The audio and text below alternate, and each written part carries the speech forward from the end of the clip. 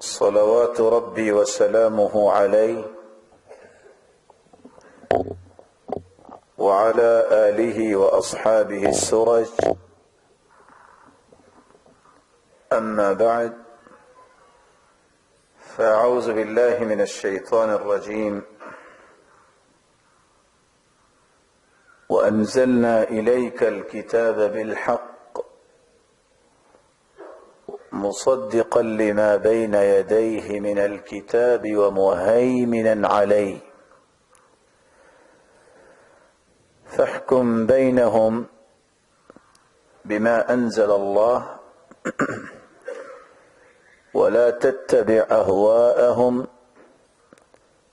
عما جاءك من الحق لكل جعلنا منكم شرعة ومنهاجا. لائق ست تکریم سامعین مکرم، اللہ ذو الجلال کا یہ فضل ہے اور اس کی رحمت ہے جس نے ہمیں اسلام کی نعمت سے نوازا. اسلام بھی ایک نعمت ہے، قرآن بھی ایک نعمت ہے، صاحب قرآن بھی ایک نعمت ہے. اور جس شخص کو اللہ عز و جلال نے اس بات کی توفیق دے دی کہ اس نے ان تینوں نعمتوں کو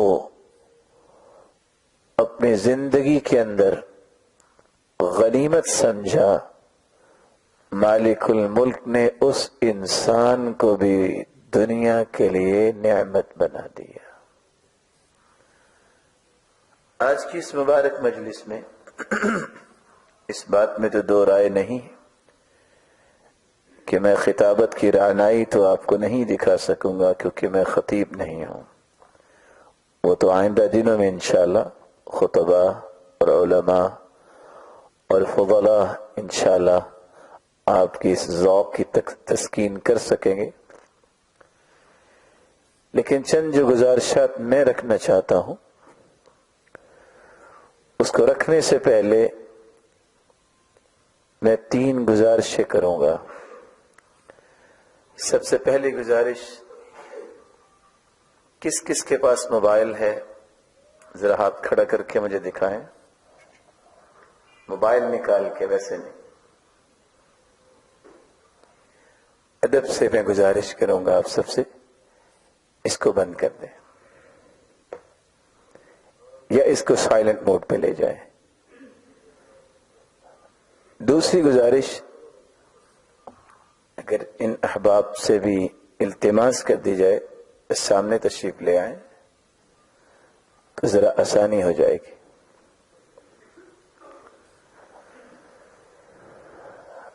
اور تیسری گزارش جو میں آپ کی خدمت میں کروں گا بڑے ہی ادب کے ساتھ، دین کی مجالس جن کا منہج ہم سمجھنے کے لیے آئے ہیں ان کے منہج کی ایک جھلک یہ ہے، صحابہ کرام جب قرآن و سنت کی بات سننے کے لیے بیٹھتے کأن علی رؤوسہم الطیر، اس طرح انہماک سے بیٹھتے جیسا کہ ان کے سروں پہ پرندے بیٹھے ہیں. لا يلتفتون یمنة ولا یسرا، دائیں بائیں دیکھنا یا اپنی توجہ کو مبذول کرنا اس کو وہ عیب سمجھتے تھے. اور شیخ مکرم نے آپ کو سنایا ہی ہوگا کہ سفیان ثوری رحمت اللہ علیہ جب پڑھایا کرتے کسی شخص کو دیکھتے کہ وہ دائیں بائیں دیکھ رہا ہے تو رک جا کر کہتے اٹھو گھر چلے جاؤ، اللہ تیری مدد فرمائے، تم کسی فکر میں مشغول ہو اور اپنی اس مجبوری کی وجہ سے بقیہ بھائیوں کے علم سیکھنے میں خلل نہ ڈالو. میں تو خیر نہیں کہہ سکتا کیونکہ چند ہی ہیں جو مجھ سے چھوٹے ہوں گے، باقی سارے محترم اور بڑے بیٹھے ہیں. قرآن مجید میں اللہ عز و جلال نے یہ بات مخلوق کو سمجھائی ہے کہ ہم نے قرآن کو نازل کیا ہے، یہ سابقہ تمام کتابوں کی تصدیق بھی کرتی ہے اور مہیمن بھی ہے۔ اب اس کے اصول و ضوابط کو دنیا کے لیے نمونہ بنایا گیا ہے۔ وہ وحی جو زبور اور تورات اور انجیل کے نام سے تھی، اس کو منسوخ کر دیا گیا۔ اب تمہیں اگر زندگی گزارنی ہے، فیصلہ کرنا ہے، تو اس قرآن کی روشنی میں کرنا ہے، خواہشات کی پیروی نہیں کرنی۔ حق آنے کے بعد خواہشات کی طرف چلے جانا، یہی ایک ناکامی اور ہلاکت کی راہ ہے۔ اور ساتھ کیا کہا؟ لِكُلٍّ جَعَلْنَا مِنْكُمْ شِرْعَةً وَمِنْهَاجًا، ہم نے ہر ایک کے لیے شریعت بھی بنائی ہے اور منہج بھی بنایا ہے۔ شریعت اسلام ہے، شریعت دین ہے، اور یہ دین تمام انبیاء کا مشترکہ دین ہے۔ شرع لكم من الدين ما وصى به نوحا والذي أوحينا إليك وما وصينا به إبراهيم وموسى وعيسى أن أقيموا الدين ولا تتفرقوا فيه۔ شارع جو اللہ ذوالجلال ہے، اللہ نے جب شریعت سازی کی ہے تو جو دین نوح علیہ السلام کو دیا، جو دین ابراہیم، موسیٰ اور عیسیٰ علیہ السلام کو دیا، وہی دین محمد الرسول اللہ صلی اللہ علیہ وسلم کو دیا۔ اور اس دین کا سب سے بڑا نقطہ کیا تھا؟ جس کو حل کرنے کے لیے انبیاء بھیجے گئے، اور 1400 سال سے آخری پیغمبر کے وہ سچے محب علماء کوشش میں ہیں، اقیم الدین ولا تتفرقوا فیہ۔ تمہاری زندگی کی جو بیس اور باٹم لائن ہے وہ یہ ہے کہ تم نے دین کو قائم کرنا ہے، تفرقہ نہیں کرنا۔ یہ وہ ایک مرکزی نقطہ ہے جس کی وضاحت، جس کی کلیریفیکیشن کے لیے اللہ نے 1,24,000 پیغمبروں کا ایک تسلسل قائم کیا۔ لیکن آپ کو دھیرے دھیرے یہ سمجھنا ہے کہ آخر باتیں تو صرف دو ہی ہیں، اقیم الدین ولا تتفرقوا فیہ۔ تفرقہ، اختلاف نہ کرنا، دین کو قائم کرنا۔ دین کیا ہے؟ رسول اللہ صلی اللہ علیہ وسلم نے بڑے ہی اختصار سے دنیا سے جاتے ہوئے ایک پیغام دیا تھا، ترکتکم علی الملۃ البیضاء لیلها کنہارها لا یزیغ عنها الا ہالک۔ میں تمہیں سفید مشن دے کے جا رہا ہوں، ایسا روشن راستہ دے کے جا رہا ہوں جس کی راتیں بھی دن کی طرح روشن ہیں۔ اور وہ کیا تھا مشن؟ ترکت فیکم امرین لن تضلوا ما تمسکتم بہما کتاب اللہ وسنت رسولی۔ دو چیزیں میں چھوڑ کے جا رہا ہوں، جب تک ان کو مضبوطی سے تھامے رکھو گے تم گمراہ نہیں ہوگے۔ ان دونوں میں سے کسی ایک کو چھوڑ دیا، حدیث کو یا قرآن کو، تو پھر تم گمراہیوں سے بچ بھی نہیں سکو گے۔ رسول رسول اللہ صلی اللہ علیہ وآلہ وسلم کے اس مبارک مشن کو سمجھنے والے اولین مخاطب جو تھے وہ صحابہ کرام تھے رضوان اللہ تعالی علیہم اجمعین، جنہوں نے اس مشن کی لاج بھی رکھی اور اس مشن کو، اس منہج کو، اس منہاج کو زندگی کے آخری رمق تک دنیا کے کونے کونے میں پھیلانے کے لیے نہ اپنے وقت کا خیال کیا، نہ اپنی جان کا خیال کیا، نہ اپنے مال کا خیال کیا. ایک ہی تڑپ تھی، ایک ہی ذوق تھا، ایک ہی شوق تھا، ایک ہی غم تھا اور ایک ہی زندگی کی پین تھی، یہ مشن دنیا کے کونے کونے تک پہنچنا چاہیے. یہی وجہ ہے کہ راوی بیان کرتے ہیں جب اللہ کے رسول نے یہ فرما دیا تھا الا فَلْيُبَلِّغِ الشَّاهِدُ الْغَائِبَ، تو کچھ صحابہ نے حجۃ الوداع کے موقع پہ پھر گھر کو روانہ نہیں ہوئے، جو اکیلے تھے پھر وہ دعوت کے لیے ہی نکل گئے. اور یہی وجہ ہے کہ آج یمن اور حجاز کی پٹی پہ گنتی کے 20-22 ہزار صحابہ کی تاریخ ملتی ہے کہ وہ یہاں فوت ہوئے. 1,20,22 ہزار صحابہ حجاز اور یمن کی پٹی میں نہیں، دنیا کے کونے کونے میں پہنچے اور وہاں ہی فوت ہوئے اور وہاں ہی ان کو دفنایا گیا.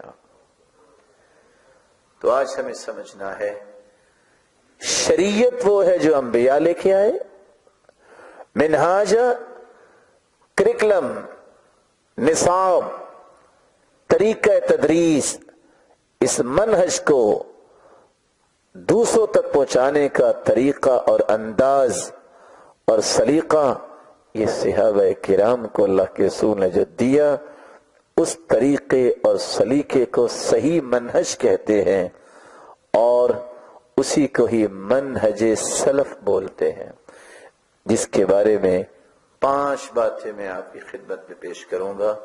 سب سے پہلی بات، منہج کیا ہے؟ دوسری بات، اس منہج سلف کی فضیلت کیا ہے؟ تیسری بات، منہج سلف اس کے شعارات کیا ہیں، کون کون سے نام ہیں جو صحیح منہج کے ہیں؟ چوتھی بات، اس منہج کے اصول کیا ہیں؟ اور پانچویں، میں آپ کی خدمت میں گزارش کروں گا کہ اب ہمیں کیا کرنا ہے. تو آئیے سب سے پہلے منہج کیا ہے؟ عربی زبان میں ایک لفظ بولا جاتا ہے نہج ینہج نہجن. اس کا مطلب ہے واضح کرنا، کھول دینا. نہج الامر، فلاں شخص نے اس کام کو اتنا خوبصورت بنایا کہ وہ واضح ہو گیا. نہج الطریق، فلاں شخص نے راستے کی اتنی صفائی کی کہ راستہ کشادہ بھی نظر آ رہا ہے، واضح بھی نظر آ رہا ہے اور خوبصورت بھی نظر آ رہا ہے. منہج، نہج، منہاج، یہ تینوں لفظ استعمال کیے جاتے ہیں جس کی جمع مناہج آتی ہے. اور عبداللہ ابن عباس رضی اللہ تعالی عنہ اس لیے کہا کرتے تھے، لوگوں، آپ کے ہادی و مرشد، آپ کے آئیڈیل محمد رسول اللہ صلی اللہ علیہ وسلم تو وہ تھے لم يمت حتى ترككم على طريق ناهجا. اس ہستی کو اللہ ذوالجلال نے اس وقت اٹھایا، اس وقت دنیا فانی سے رخصت ہوئے جب تمہیں ایک کھلے اور واضح اور روشن راستے پہ لگا گئے، صراط مستقیم پہ جب تم گامزن ہو گئے، علی طریق ناہجہ، ایسے واضح اور خوبصورت راستے پہ تمہیں لگا دیا، پھر اللہ عز جلال نے اپنے پیغمبر کو اپنے پاس بلا لیا۔ اس لیے علماء منہج کی جب تعریف اصطلاحی کرتے ہیں تو پھر سلف کا ساتھ تذکرہ کرتے ہیں۔ سلف سے مراد صحابہ کرام ہے، مبدئیاً میں بات کر رہا ہوں، تفصیلات ابھی آپ کے سامنے رکھوں گا۔ التمسک والسیر على طريق واضح مستقيم الذي لا اعوجاج فيه وفق منهج السلف الصالح من الصحابة والتابعين وتابعين لهم بإحسان إلى يوم الدين۔ منہج سے مراد یہ ہے سلف صالحین کے طریقے کے مطابق، اور سلف صالحین سے مراد صحابہ کی جماعت، تابعین کی جماعت، تبع تابعین کی جماعت، اور قیامت تک آنے والے لوگ جو انہی کے نقش قدم پہ چلنے والے ہیں۔ ان لوگوں کے طریقے کے مطابق واضح راستے پہ چلتے ہوئے اللہ کی عبادت بھی کرنا، اور اسی راستے کو ہمیشہ اپنے لیے متعین رکھنا، اور اسی راستے پہ چلتے ہوئے دین کو سمجھنا اور سمجھانا اور دنیا میں پھیلانا۔ رسول اللہ صلی اللہ علیہ وآلہ وسلم نے اسی لیے جن صحابہ کو اپنی صحبت میں رکھا، اللہ عز جلال نے ان کو پوری دنیا کے ایمان کے لیے معیار قرار دیا۔ اللہ عز جلال فرماتے ہیں فَإِنْ آمَنُوا بِمِثْلِ مَا آمَنْتُمْ بِهِ فَقَدْ اهْتَدَوْا، اگر تمہارا بھی ایمان ان لوگوں کے ایمان کی طرح ہوگا تو تبھی تم ہدایت یافتہ ہو، وگرنہ تمہاری ہدایت متحقق نہیں ہو سکتی۔ اس منہج کی ضرورت کیا ہے جس کو ہم منہج سلف کہتے ہیں؟ اس کی ضرورت اور اہمیت اور فضیلت کی سب سے پہلی بات یہ ہے، یہی وہ منہج ہے، یہی وہ طریقہ زندگی ہے، یہی وہ سلیقہ ہے جس سے انسان کا دستور حیات سمجھ میں آتا ہے، کیونکہ اس کی بنیاد علم ہے، اور علم بھی وہ ہے جو اللہ نے نازل کیا، جس کو اللہ نے علم کہا ہے۔ چنانچہ عبداللہ بن عمر رضی اللہ تعالی عنہ کہا کرتے تھے من كان مستنا فليستن بمن قد مات، کسی شخص نے اپنی زندگی کے زاویے درست کرنے ہیں، کسی کے طریقے کو اختیار کرنا ہے، تو وہ ان لوگوں کے طریقے کو اختیار کرے جو دنیا سے جا چکے ہیں۔ کون ہے وہ؟ کچھ زندہ تھے اس وقت، کچھ جا چکے تھے۔ اولئک اصحاب محمد صلی اللہ علیہ وسلم، وہ اللہ کے پیارے پیغمبر کے ساتھی ہیں۔ كانوا هم خیر هذه الامہ، اس امت کے سب سے بہترین ہستیاں اللہ نے ان کو بنایا۔ ابرها قلوبا، ایسی نیک ہستیاں اللہ نے اپنے پیغمبر کی امت میں ان کے علاوہ کسی کو پیدا ہی نہیں کیا۔ وَأَعْمَقُهَا عِلْمًا، ان جیسا گہرا علم کسی کو عطایا ہی نہیں۔ وَأَقَلُّهَا تَكَلُّفًا، ان کو فطرت سلیمہ کی زندگی، ان کو تکلفات سے دور کر کے اللہ ذوالجلال نے حقیقی زندگی عطا کی، ان کے اندر کوئی تکلف نہیں تھا۔ قوم اختارهم اللہ لصحبت نبیہ ونقل دینہ، یہ وہ قوم ہے صحابہ کرام کی جن کو اللہ نے اختیار کیا، جن کی سلیکشن اللہ کی طرف سے ہوئی، جن کا چناؤ اللہ کی طرف سے ہوا کہ یہ ہستیاں میرے پیغمبر کے دین کو دوسری قوموں تک منتقل کرنے کی ذمہ داری کو نبھائیں گی۔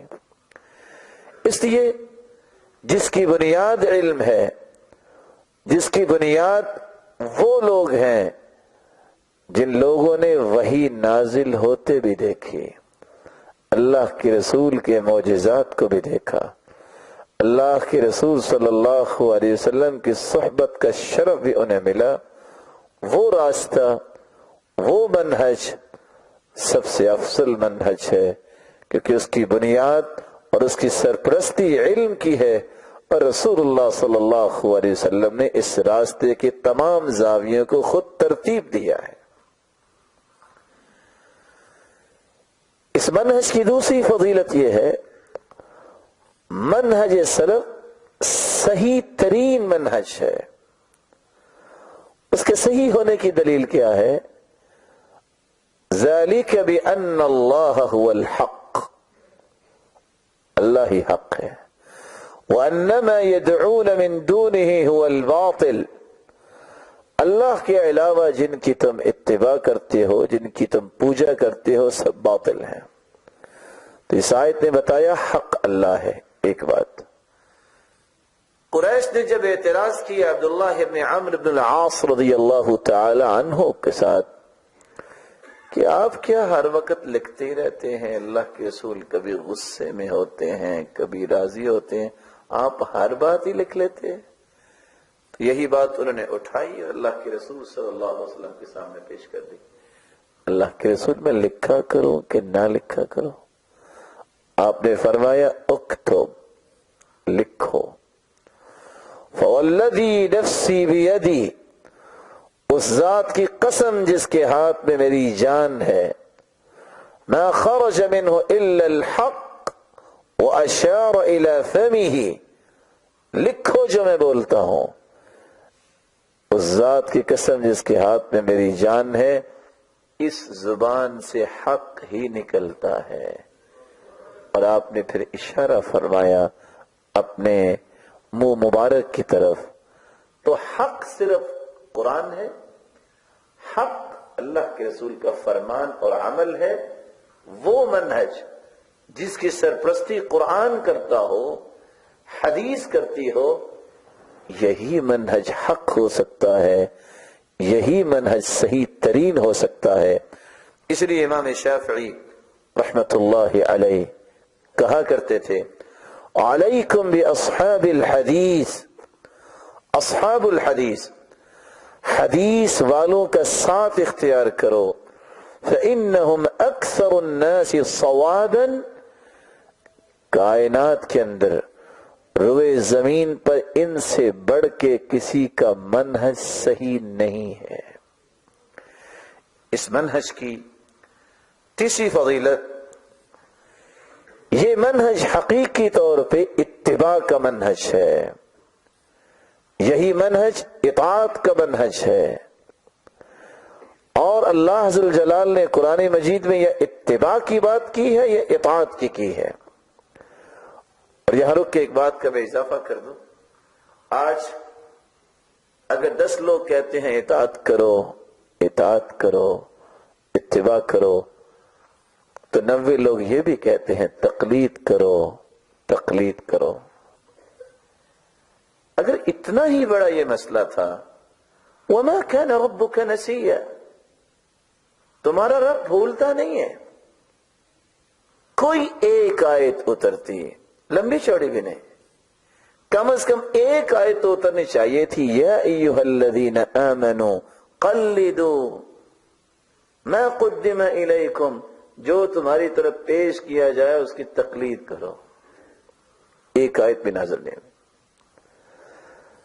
جملہ کتب حدیث کو جمع کریں، ذخیرہ حدیث، ایک لفظ بھی آپ کو حدیث میں نہیں ملے گا علیکم بالتقلید فإنہ دأب الصالحین قبلکم۔ میں اپنے پاس سے یہ عبارت بنا رہا ہوں، یہ کوئی حدیث نہیں پڑھ رہا، میں کہیں اور نہ کوئی مصیبت بن جائے، کہ کم از کم کوئی اس طرح کی کوئی حدیث بن جاتی کہ لازم پکڑو تقلید کو، یہ نیک لوگوں کا شیوا ہے، قربۃ الی ربکم، یہ رب کی قربت کا ذریعہ ہے. ساتھ ہو سکتا ہے کہ یہ بھی ہو جاتا ہے مکفر للسیئات، اس سے گناہ بھی معاف ہوتے ہیں. منہات للآثام، گناہوں سے بندہ بچتا بھی ہے. جیسے وہ بیعت کرنے والے کہتے ہیں نا، جو بیعت کر لو تو 12 خون معاف ہو جاتے ہیں. میں نے کہا یہ تو موج ہو گئی. یہ جتنے لوگ جو بیچارے جیلوں میں پڑے ہیں ان کی بیعت کروائیں، باہر نکالیں. انہیں تو ایک ایک 2 ہی مارے ہیں نا. کوئی حدیث نہیں ملتی. راز کیا ہے؟ اتباع تبع سے ہے. تبع تبع یتبع اس وقت تک بولا ہی نہیں جاتا جب آپ قدم پہ قدم نہیں رکھتے. اطاعت طوع سے ہے، دل کی خوشی سے جب تک آپ کسی کی بات نہیں مانتے اس کو اطاعت کہتے نہیں. فرائض ہم پڑھتے ہیں، ہم کہتے ہیں نمازی ہے. دل کی خوشی کا تب پتہ چلتا ہے یہ دھکے سے پڑھ رہا ہے کہ لوگوں سے ڈرتے پڑھ رہا ہے کہ والدین کی مار سے ڈرتے پڑھ رہا ہے کہ کسی عالم سے حیا کرتے پڑھ رہا ہے. پتہ اس وقت چلتا ہے. سنتیں اور نوافل جب پڑھتا ہے تو سمجھ آتا ہے یہ اطاعت کر کے پڑھ رہا ہے. تو جو اکیلے فرائض پڑھتا ہے اس کی 101 مجبوریاں ہو سکتی ہیں. اگر سنتیں نہیں پڑھتا اور نوافل نہیں پڑھتا اس کا مطلب ہے دل کی خوشی سے وہ عبادت نہیں کر رہا. اسی لیے کتابیں یہ تو لکھتی ہیں التقلید دأب الصبیان، یہ بچوں کی عادت ہے. جیسے کسی نے کیا اچھا میں بھی ایسا کروں گا. بچے نے دیکھا کہ $1 کا پین ہے، کہے گا میں بھی لوں گا. اطاعت یہ نہیں ہے. اطاعت دلائل پر مبنی ہوتی ہے. اتباع کے دلائل ہیں. تقلید کا معنی یہ ہے کہ دلیل کے بغیر میں مانوں گا. تو رسول اکرم صلی اللہ علیہ وسلم کے صحابہ کا جو دین ہے جو ہم تک پہنچا ہے وہ خالص اتباع کا دین ہے، اطاعت کا دین ہے. ارباز بن ساریہ رضی اللہ تعالی عنہ روایت کی راوی ہیں اور سنن ابی داود کی یہ روایت ہے. وعظنا رسول اللہ صلی اللہ علیہ وسلم موعظة بلیغہ، اللہ کے رسول نے ایک بلیغ واز کی. کہنے والے نے کہا یا رسول اللہ صلی اللہ علیہ وسلم کأنها موعظة مودع، لگتا ہے یہ کوئی الوداعی نصیحت آپ فرما رہے ہیں. فاوصنا، ہمیں کو وصیت کیجئے. آپ صلی اللہ علیہ وسلم نے فرمایا اوصیکم بتقوی اللہ، میری سب سے پہلی وصیت ہے اللہ سے ڈر جانا. والسمع والطاعہ، بات کو سننا بھی اور اطاعت بھی کرنا. وَإِن تَأَمَّرَ عَلَيْكُمْ عَبْدٌ حَبَشِيٌّ، اگر کوئی آپ کا حکمران کالا حبشی بھی بن جائے تو ہم نے اس کی بات ماننی ہے، اطاعت کرنی ہے. وَإِنَّهُ مَنْ يَعِشْ مِنْكُمْ فَسَيَرَى اخْتِلَافًا كَثِيرًا، جس کی عمر لمبی ہوگی وہ ان قریب دیکھے گا کہ امت میں اختلاف ہوگا. حل کیا ہے پھر؟ فَعَلَيْكُمْ بِسُنَّتِي وَسُنَّةِ الْخُلَفَاءِ الرَّاشِدِينَ الْمَهْدِيِّينَ عَضُّوا عَلَيْهَا بِالنَّوَاجِذِ، اس وقت پھر تم میری سنت کو لازم پکڑنا، خلفائے راشدین کی سنت کو لازم پکڑنا. عَضُّوا عَلَيْهَا بِالنَّوَاجِذِ، مضبوطی سے پکڑنا. وَإِيَّاكُمْ وَمُحْدَثَاتِ الْأُمُورِ، بچ جانا محدثات سے، نئے نئے کام دین میں شامل کرنا. کیوں؟ فَإِنَّ كُلَّ بِدْعَةٍ ضَلَالَةٍ، کیونکہ ہر بدعت، ہر نئی چیز دین بنا کے دین میں شامل کرنا یہ گمراہی ہے. بلکہ رسول اللہ صلی اللہ علیہ وآلہ وسلم نے صحابہ کرام کو یہ بات سمجھائی تھی جو آج ہمیں سمجھ آتی ہے. صحیح الجامع کی روایت ہے یأتی علی الناس زمان، ایک وقت آئے گا دجالون کذابون، جھوٹے لوگ آئیں گے، دجال قسم کے لوگ آئیں گے تمہارے پاس. کیا لے کے آئیں گے؟ یأتونکم من الاحادیث، ایسی باتیں لے کے آئیں گے اور کہیں گے یہ حدیث ہے. ما لم تسمعوا انتم ولا آباؤکم، وہ حدیثیں نہ تم نے مجھ سے سنی نہ تمہارے باپ دادا نے سنی ہوگی. یہ دجل، یہ جھوٹ ان کی طرف سے ہوگا. فَإِيَّاكُمْ وَإِيَّاهُمْ لَا يُضِلُّونَكُمْ وَلَا يَفْتِنُونَكُمْ، ان دجالوں کذابوں سے بھی بچ جانا اور ان من گھڑت حدیثوں اور قصص کہانیوں سے بھی بچ جانا، کیونکہ اس کے نتیجے دو ہیں. لا يضلونکم ولا یفتنونکم، جو صحیح حدیث نہیں وہ گمراہی کر سکتی ہے اور فتنہ ہی ڈال سکتی ہے، اور اس کا فائدہ کو نہیں ہے. فائدہ ہے، سکون ہے، قربت الہی ہے، اللہ کا پسندیدہ انسان بنتا ہے یا قرآن کے ذریعے یا محمد کے صحیح فرمان کے ذریعے.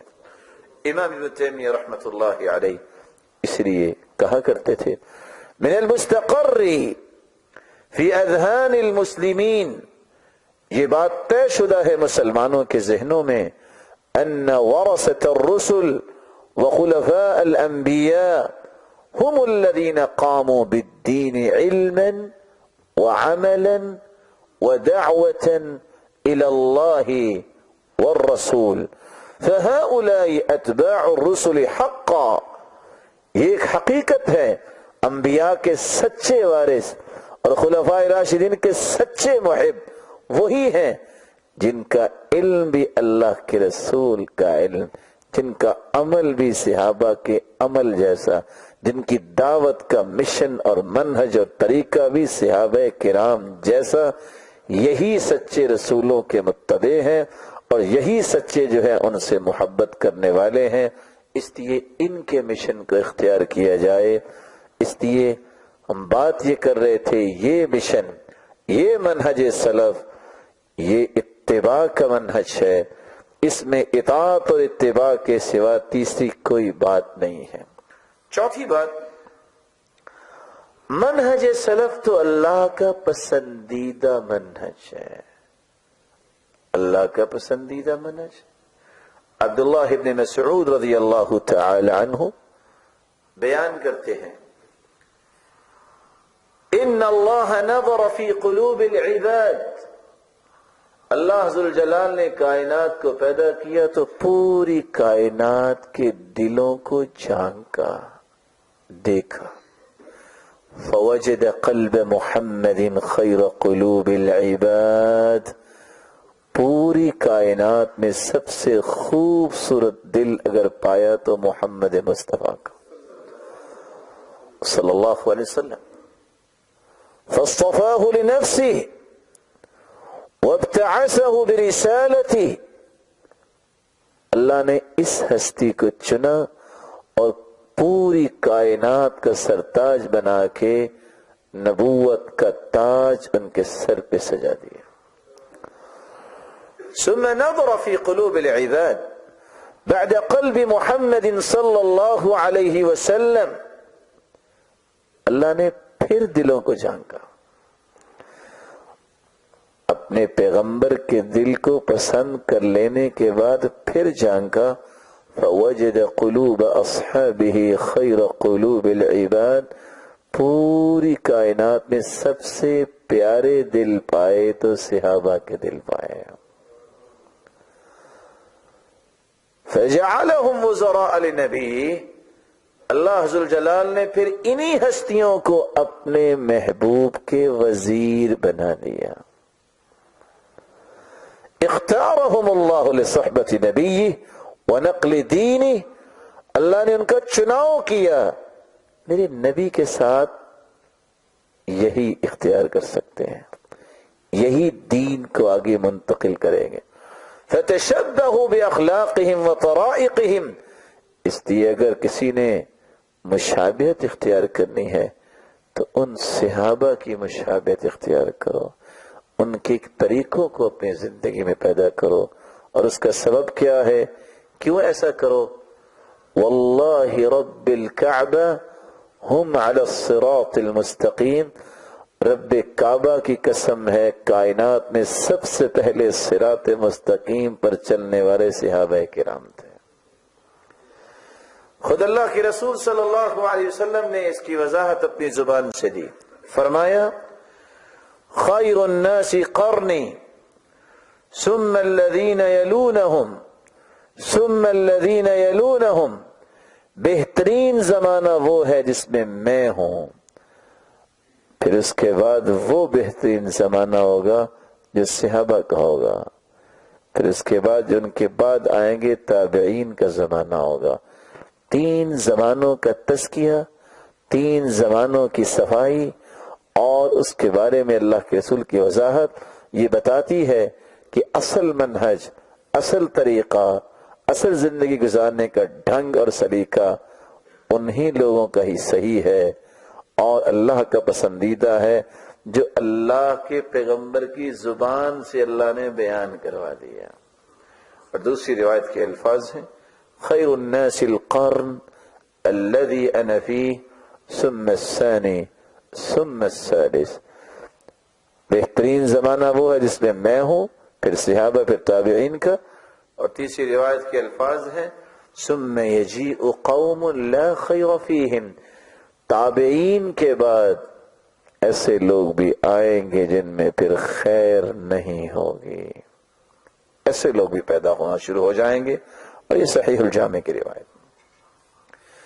5ویں بات، منہج سلف کو ہم کیوں پیش کرنا چاہتے ہیں؟ یہ منہج اتنا مبارک ہے، یہ جنت میں لے جانے کا منہج ہے. رسول اللہ صلی اللہ علیہ وسلم نے نجات اور جنت کو وابستہ کیا ہے اس منہج کے ساتھ. سیدنا ابو ہریرہ رضی اللہ تعالی عنہ روایت کرتے ہیں، اور یہ روایت صحیح الجامع اور سلسلہ صحیحہ کی ہے.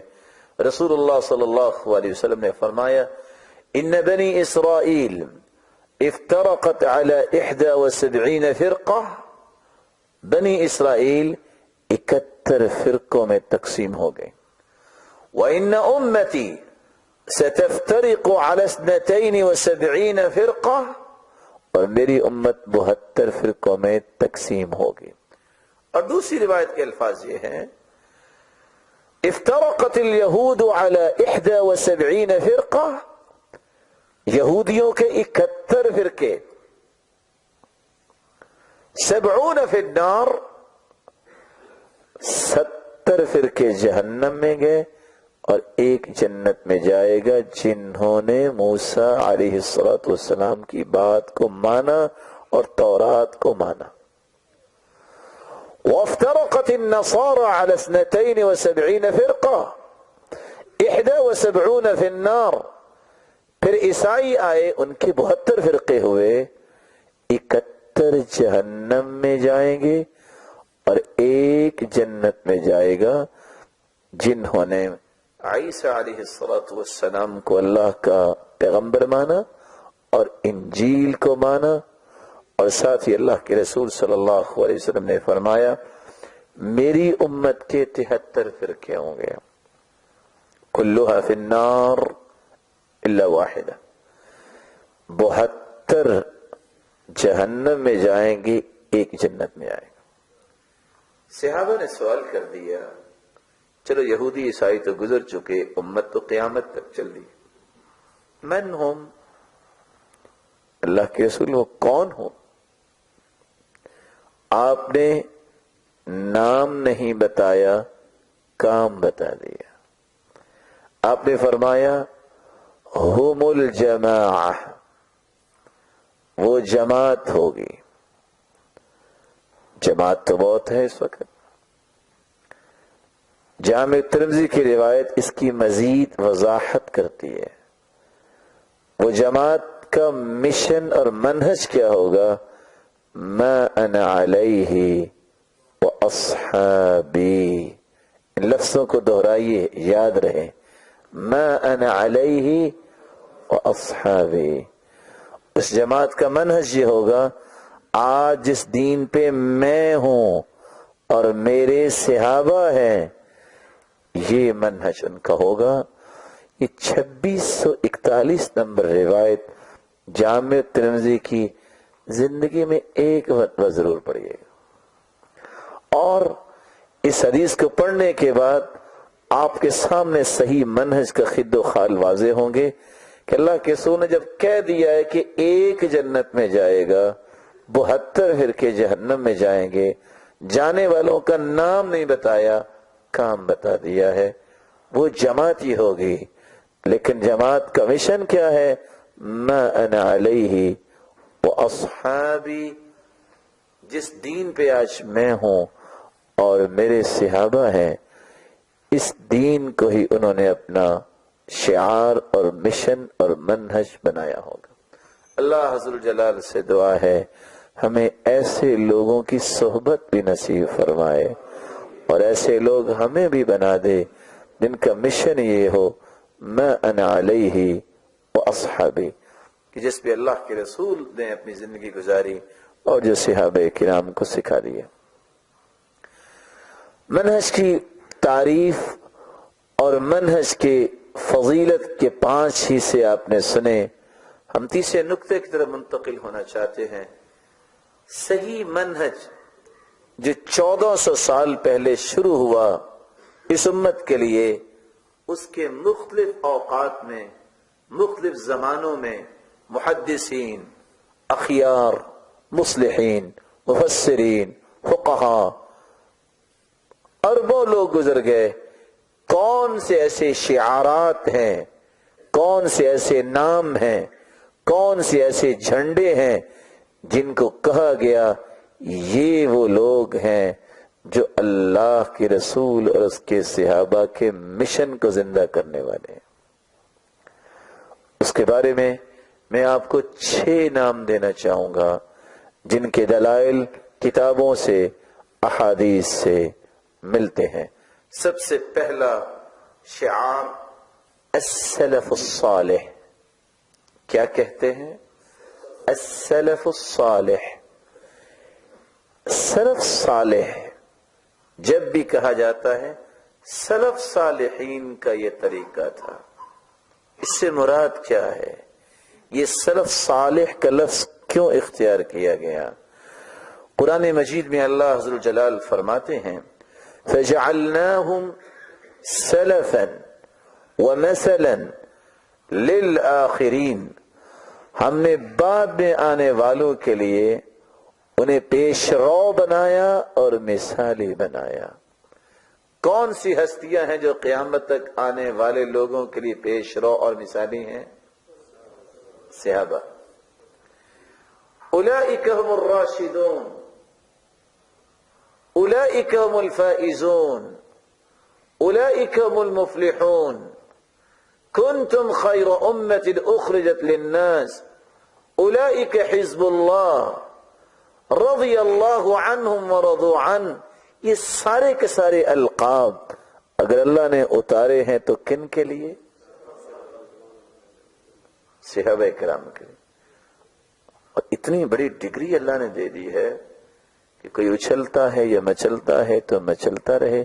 اللہ فرماتے جب میں راضی ہوں کسی کو کیا تکلیف ہے، وہ مجھ سے راضی بے ان سے راضی.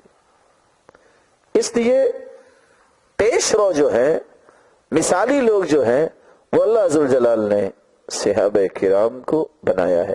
اس لیے جب سلف صالحین کی تعریف کرتے ہیں علماء تو وہاں لکھتے ہیں ہم الائمہ الاعلام المشہود لهم بالفضل واتباع السنة من الصحابة والتابعين وتابعيهم من القرون المفضلة. جب کتابیں ہم کھولتے ہیں تو ہمیں سلف صالح کی تعریف یہ ملتی ہے، صحابہ کرام، تابعین عظام، تبع تابعین کی وہ جماعت جن کی اطاعت اور فرما برداری اور فضیلت کی گواہی پر پوری امت کا اتفاق ہے. یہ وہ سلف صالح ہیں جب بھی بات یہ ہو کہ سلف صالحین کا یہ موقف ہے، اس کا معنی یہ ہوتا ہے صحابہ کا یہ موقف ہے، تابعین کا یہ موقف ہے، تبع تابعین کا یہ موقف ہے۔ رسول اللہ صلی اللہ علیہ وآلہ وسلم کی زوجہ مطہرہ سید عائشہ رضی اللہ تعالی عنہ روایت کرتی ہیں، صحیح بخاری اور صحیح مسلم کی روایت ہے کہ سیدہ فاطمہ جو رسول اللہ صلی اللہ علیہ وسلم کی بیٹی تھی، جب دیکھا کہ اللہ کے رسول اب اللہ کے پاس جانے لگے ہیں، جبریل امین پہلے ایک مرتبہ دور کرتے، آخری سال جبریل امین نے 2 مرتبہ قرآن کا دور کیا اللہ کے رسول کے ساتھ۔ وَلَا أَرَانِي إِلَّا وَقَدْ حَضَرَ أَجَلِي، اللہ کے رسول نے فرمایا مجھے لگتا ہے کہ اب میری یہاں سے جانے کی وہ گھڑی آ چکی ہے قریب، اسی لیے ہی جبریل 2 مرتبہ آئے ہیں، بیٹی اتق اللہ واصبری، فاطمہ اللہ سے ڈرتی رہنا اور صبر کرنا۔ ساتھ فرمایا فإنی نعم السلف انا لکی، میں تمہارے لیے بہترین سلف ہوں، پہلے جانے والا ہوں۔ سیدہ فاطمہ کہتی ہیں جب یہ بات اللہ کے رسول نے مجھے کہہ دی، میں تمہارے لیے سلف ہوں، پہلے جانے والا ہوں، میں رونے لگ گئی۔ فلما رأى جزعی سارنی ثانیہ، جب میری پریشانی کو دیکھا تو مجھے کان میں ایک اور بات کہی، یا فاطمہ، اے بیٹی فاطمہ، الا ترضین ان تکونی سیدۃ نساء المسلمین او سیدۃ نساء هذه الامہ، بیٹی تم راضی نہیں ہوتی کہ اگر تمہیں اللہ نے پوری کائنات کی عورتوں کی سرتاج بنا دیا ہے اور کائنات کے اندر جتنے مسلمان ہیں مسلمان عورتوں کی سرتاج تمہیں بنا دیا ہے، تو رسول اللہ صلی اللہ علیہ وسلم نے بھی سلف کا یہ لفظ استعمال کر کے بتایا، نیک لوگ جو رسول اللہ صلی اللہ علیہ وسلم سے لے کر تبع تابعین تک زندہ رہے اور ایمان کی حالت میں گئے، وہی سلف صالحین ہیں جن کو آج ہمیں فالو کرنا ہے۔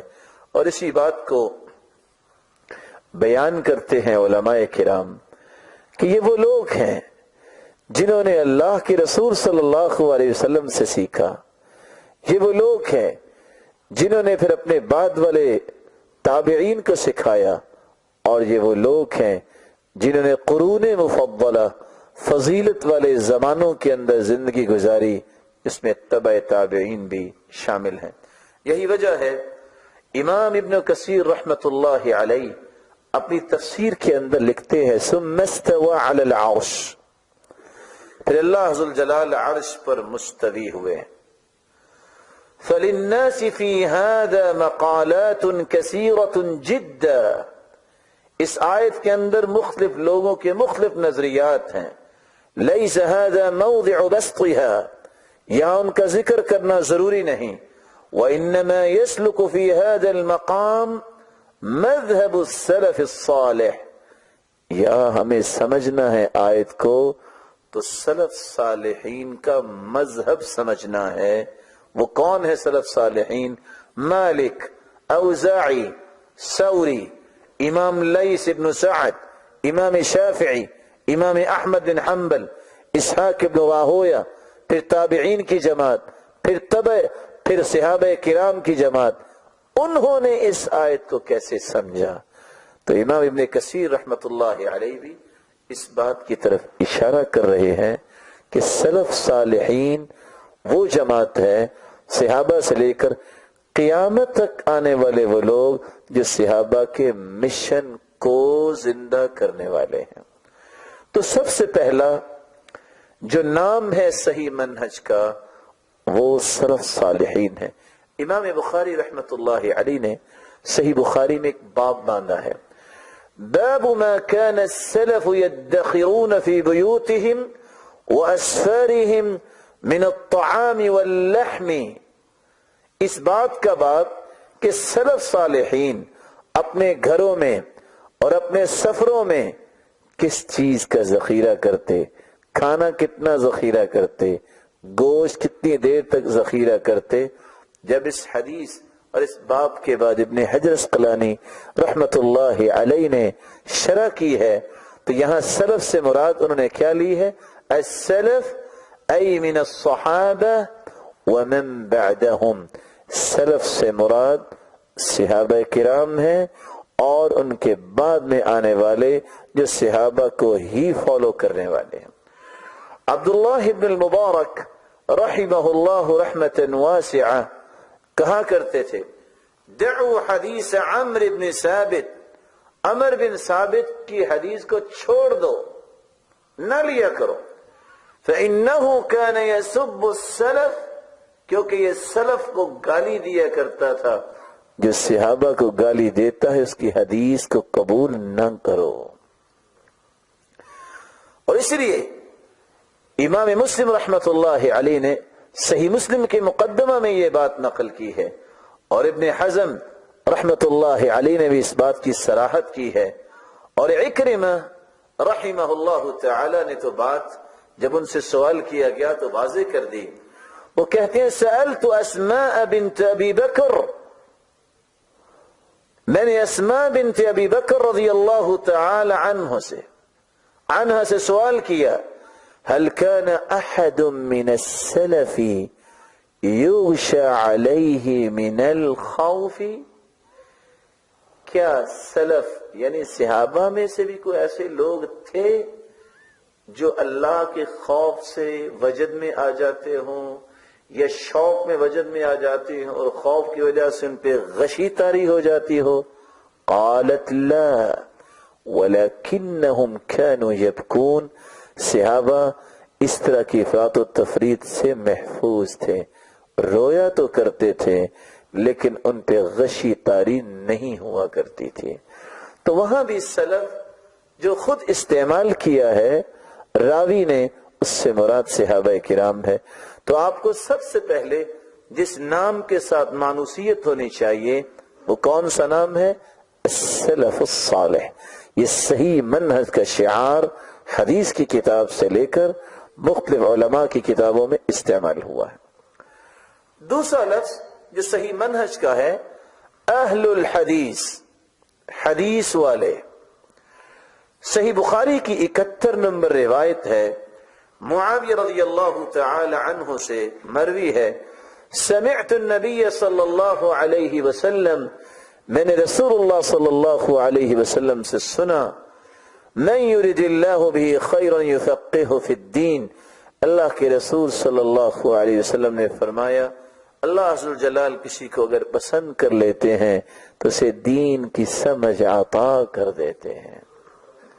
وَإِنَّمَا أَنَا قَاسِمٌ وَاللَّهُ يُعْطِي، میں تو تقسیم کرنے والا ہوں، دینے والا تو اللہ ہے.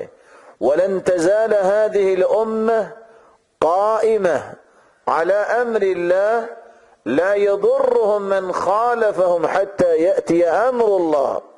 پھر اللہ کے رسول صلی اللہ علیہ وسلم نے فرمایا خود، صحیح بخاری کی روایت، میری امت کے اندر ایک ایسی جماعت تو رہے گی علی امر اللہ، اللہ کے حکم کی پابند رہے گی، لا یضرهم من خالفهم حتی یأتی امر اللہ، جب تک قیامت نہیں آ جاتی، ان کی موت نہیں آ جاتی، ان کی مخالفت کرنے والوں کی مخالفت ان کا نقصان نہیں کر سکتی، ان کے اس مشن کو ان سے چھڑا نہیں سکتی. جب یہ حدیث صحیح بخاری کی آئی علماء نے اس کی شرح کیا کی ہے. امام احمد بن حنبل رحمت اللہ علیہ فرماتے ہیں ان لم يكونوا اہل الحدیث فلا ادری من هم. صحیح بخاری کی شرح فتح الباری میں امام احمد بن حنبل کا یہ قول نقل کیا ہے ابن حجر نے کہ اس حدیث سے مراد اگر اہل حدیث نہیں تو میں نہیں جانتا کہ وہ کون سی جماعت ہے جو زندگی بھر حدیث کی حفاظت کے لیے ہی اپنی جان نشاور کرنے کے لیے تیار ہے۔ ابن تیمیہ رحمۃ اللہ علیہ فرماتے ہیں اہل الحدیث هم السلف من القرون الثلاثة المفضلة ومن سلك سبيلهم من الخلف۔ اہل الحدیث ہی سلف صالحین ہیں، اور سلف سے مراد وہ 3 زمانے جن کی گواہی اللہ کے رسول صلی اللہ علیہ وسلم نے دی، اور پھر جو بھی ان کی اطاعت کرے گا وہ سلف میں ہی شمار کیا جائے گا۔ اور امام احمد بن حنبل رحمۃ اللہ علیہ اس لیے تو کہا کرتے تھے اہل الحدیث اعظم درجۃ من الفقہاء، فقہاء سے بھی بڑا درجہ اہل حدیث کا ہے، کیونکہ فقہاء استنباط، دلائل، استدلالات کی طرف جاتے ہیں، اور اہل حدیث تو اللہ کے رسول کی زبان سے نکلے کلمات کو ہی پیش کرتے ہیں۔ اور اسی بات کو امام احمد بن حنبل رحمۃ اللہ علیہ نے کچھ یوں بھی بیان کیا لیس قوم عندی خیرا من اہل الحدیث، میں نے اپنی زندگی میں اہل الحدیث سے بڑھ کے کسی کو بھی خیر پہ نہیں پایا۔ یہی وجہ ہے کہ امام ذہبی رحمۃ اللہ علیہ نے عبداللہ ابن عباس، ابو ہریرہ رضی اللہ تعالی عنہ، امام شعبی جنہوں نے 500 صحابہ کو دیکھا ہے، ان کے بارے میں نقل کیا ہے کہ وہ خود کہتے تھے میں اہل حدیث ہوں، میں حدیث والا ہوں۔ اور ہارون الرشید جس کا ایک نام تھا اور ہے، کہتے ہیں طلبت الحق، میں نے حق کی تلاش کی، فوجدته عند اصحاب الحدیث، لوگوں سن لو میں نے یہ حق پایا ہے تو اہل الحدیث کے پاس پایا ہے۔ امام شافعی رحمت اللہ علیہ فرمایا کرتے تھے اہل الحدیث فی کل زمان و مکان کالصحابۃ فی زمانہم، اہل الحدیث کا مقام ہر معاشرے میں، زمانے میں ویسا ہی رہا ہے جیسا صحابہ کرام کا مقام ان کے زمانے میں عام لوگوں پر تھا۔ وہ بھی دلائل، وہ بھی سنت کو زندہ کرنے والے تھے صحابہ، اور جو حدیث کو ماننے والے ہیں ان کی بھی زندگی کا ایک ہی فکر ہے کہ اللہ کے رسول صلی اللہ علیہ وآلہ وسلم کا دین محفوظ رہے۔ تیسرا شعار جو کتابیں بتاتی ہیں اہل الاثر، اثر بھی حدیث کو کہتے ہیں، آثار صحابہ، اثر والے۔ چوتھا نام امام اوزاعی رحمت اللہ علیہ اس لیے کہا کرتے تھے علیک بآثار من سلف وإن رفضك الناس، تمہیں اتباع کرنی چاہیے تو صحابہ کی ابتداء کرنی چاہیے، خواہ سارے لوگ تمہارے دشمن بن جائیں۔ وإياك وآراء الرجال، عام لوگوں کی آراء کو چھوڑ دو۔ وإن زخرفوا لك القول، خواہ وہ کتنی ہی آراء خوبصورت بنا کے پیش کریں۔ فإن الأمر ينجلي حين ينجلي وأنت على طريق مستقيم، موت تو ایک دن آنی ہے، لیکن تیری خواہش یہ ہونی چاہیے کہ تمہیں موت آئے تو تم صراط مستقیم پہ چلتے نظر آؤ۔ اور شیخ البانی رحمت اللہ علیہ بھی یہی کہا کرتے تھے طریق اللہ طویل، اللہ کا راستہ تو بہت لمبا ہے۔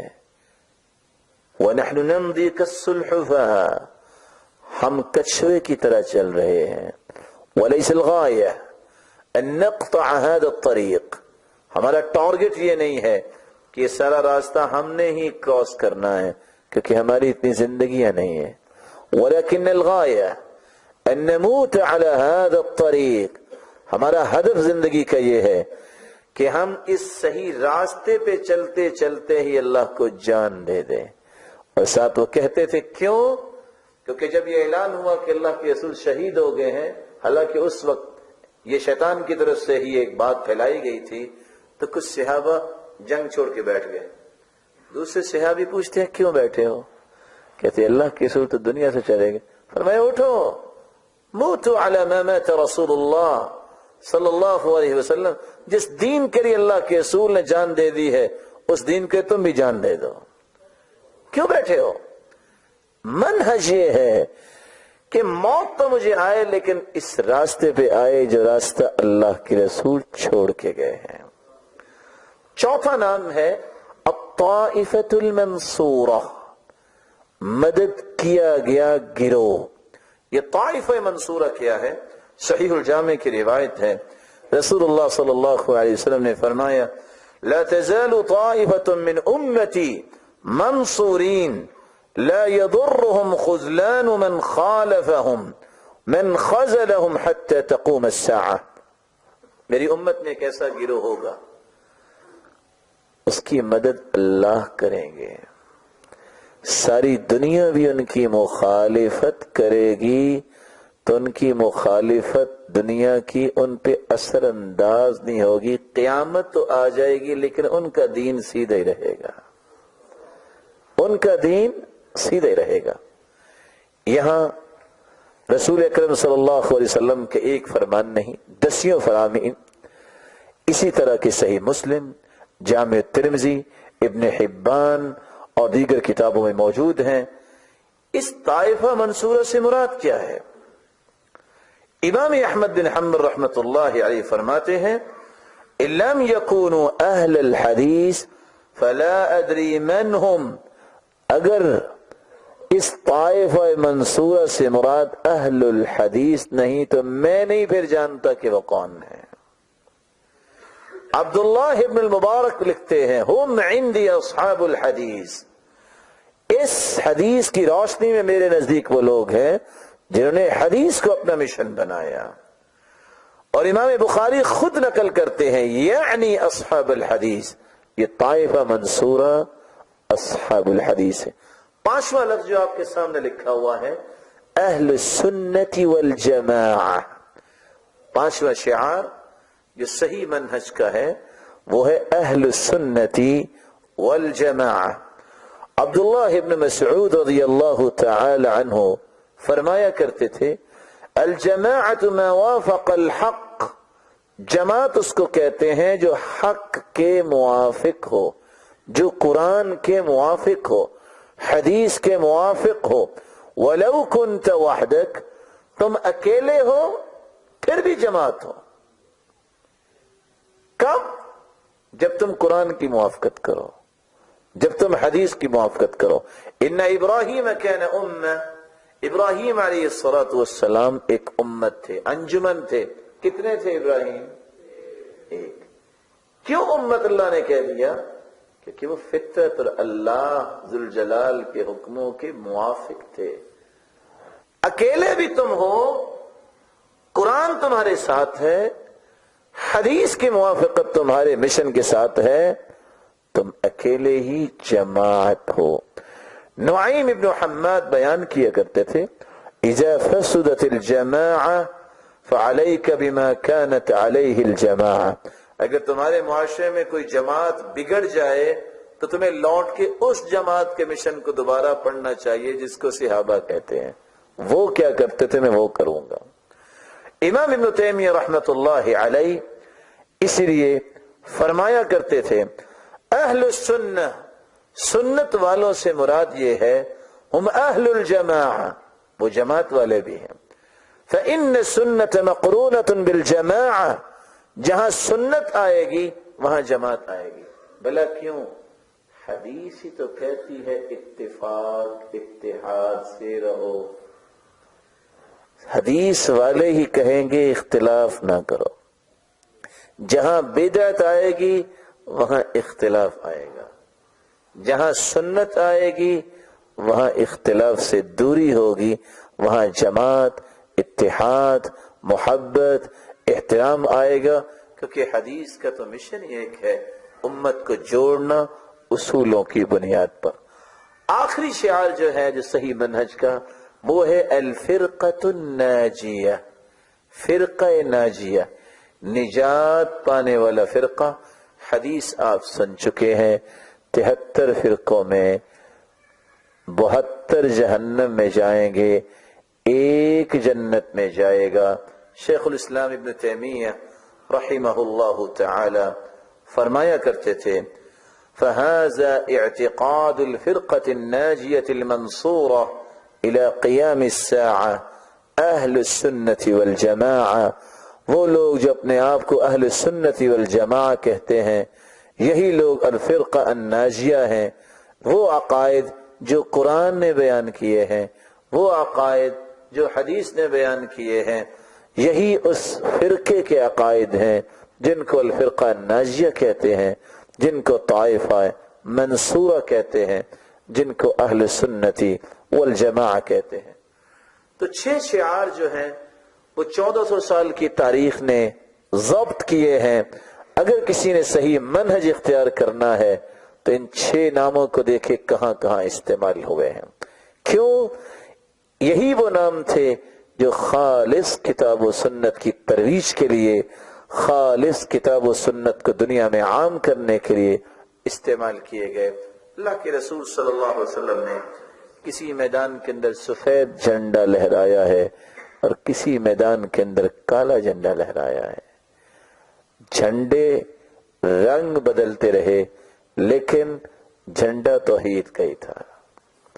اس لیے یہ 6 نام جو آپ نے سنے، نام تو بدلتے رہے، جب بدعت عام ہوگی تو پھر سنت کا اضافہ کیا گیا، لیکن کام وہی ہے جو صحابہ کرام اور تابعین اعظام اور تبع تابعین کیا کرتے تھے۔ رسول اللہ صلی اللہ علیہ وسلم نے اسی لیے جماعت کی تعریف یہ کی تھی، ما انا علیہ واصحابی، جماعت وہ صحیح ہے جس کے پاس میرا دین اور میرے صحابہ کا طریقہ ہوگا۔ اور اسی جماعت کے بارے میں فرمایا تھا کہ جماعت کے اوپر ہی اللہ کا ہاتھ ہوتا ہے۔ کیا مطلب؟ جو قرآن و حدیث کو مشن بناتا ہے، اللہ کی رحمت اس جماعت پہ برستی ہے۔ یہی وہ جماعت ہے۔ اس قرآن و سنت کو چھوڑ کے کوئی دور چلا جائے تو یہی شخص اگر قرآن و سنت سے دور ہو کے فوت ہو جاتا ہے تو وہ جاہلیت کی موت مرتا ہے، وہ اسلام کی موت نہیں مرتا۔ چوتھا اور نقطہ، اس منہج کے قواعد و ضوابط کیا ہیں جس کو ہمیں کبھی چھوڑنا نہیں چاہیے۔ پہلا اصول یہ ہے صحیح منہج کا ہر زندگی کے مسئلے میں کتاب و سنت کو دلیل بنانا۔ میرے زندگی کے ہر مسئلے میں دلیل ہوگی تو کون سی ہوگی؟ یا قرآن ہوگا یا حدیث۔ میری ہر زندگی کا پہلو قرآن کی سرپرستی قبول کرے گا، سنت کی سرپرستی قبول کرے گا۔ اگر حدیث نہیں تو میرا منہج نہیں، وہ میرا فکر نہیں، وہ میرا منہاج نہیں ہے۔ کیوں؟ کیونکہ صحابہ کا مشن ہی ایک تھا، قرآن نے جو کہہ دیا، جو حدیث نے کہہ دیا۔ تو دلیل میرے مسائل کی، میرے دنیا کے ہر زاویے میں جہاں میں رہتا ہوں، کسی شعبے میں ضروریات جو ہیں اس کو جب میں دیکھنا چاہوں گا اسلام کے تناظر میں، اس کی دلیل صرف 2 چیزیں ہیں، الکتاب والسنہ۔ رسول اللہ صلی اللہ علیہ وسلم نے یہ 2 باتیں ہی سمجھائی تھی، انی قد ترکت فیکم شیئین، میں 2 ہی چیزیں چھوڑ کے جا رہا ہوں، لن تضلوا بعدہما کتاب اللہ وسنتی، ایک اللہ کی کتاب، ایک اس کی سنت۔ اگر آپ کو تھوڑا سا تازہ کرنے کے لیے شریک کر لوں تو ہو جائیں گے شریک میری بات میں۔ کتاب و سنت دلیل کیوں ہے؟ کوئی اور چیز دلیل کیوں نہیں؟ کون بتائے گا؟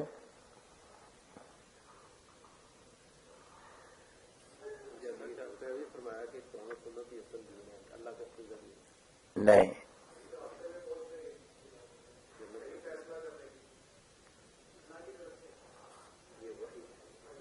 احسنت۔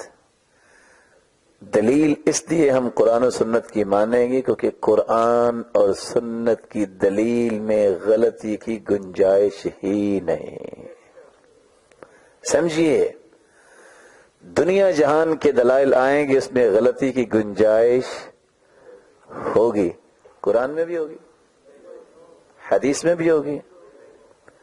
دوسری بات،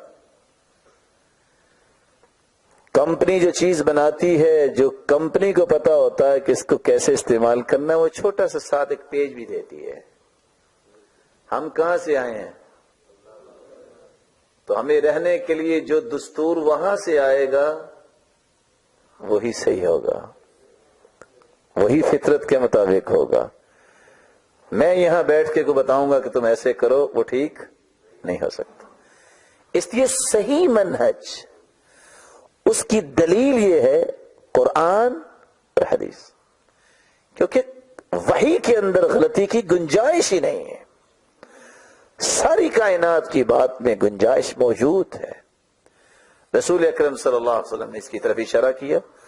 دوسرا اصول، کسی چیز کو پرکھنے کے لیے معیار جو ہوگا وہ بھی کتاب و سنت ہوگی. کتاب و سنت میں معیار کیوں ہوگا؟ کون بتائے گا؟ میں سوچ رہا تھا کہ یہ فکری بحث کیسے یہ سمجھیں گے. میں تھوڑا سا شریک کرنا چاہ رہا ہوں. ناراض تو نہیں نا ہوتے؟ اچھا، اگر ناراض ہوئے تو میں حدیث سنا دیتا ہوں. لا تغضب ولک الجنہ، حدیث کہتے ہیں غصہ کرنا چھوڑ دو اور جنت کی ضمانت لے لو. اب تو نہیں نہ کریں گے غصہ؟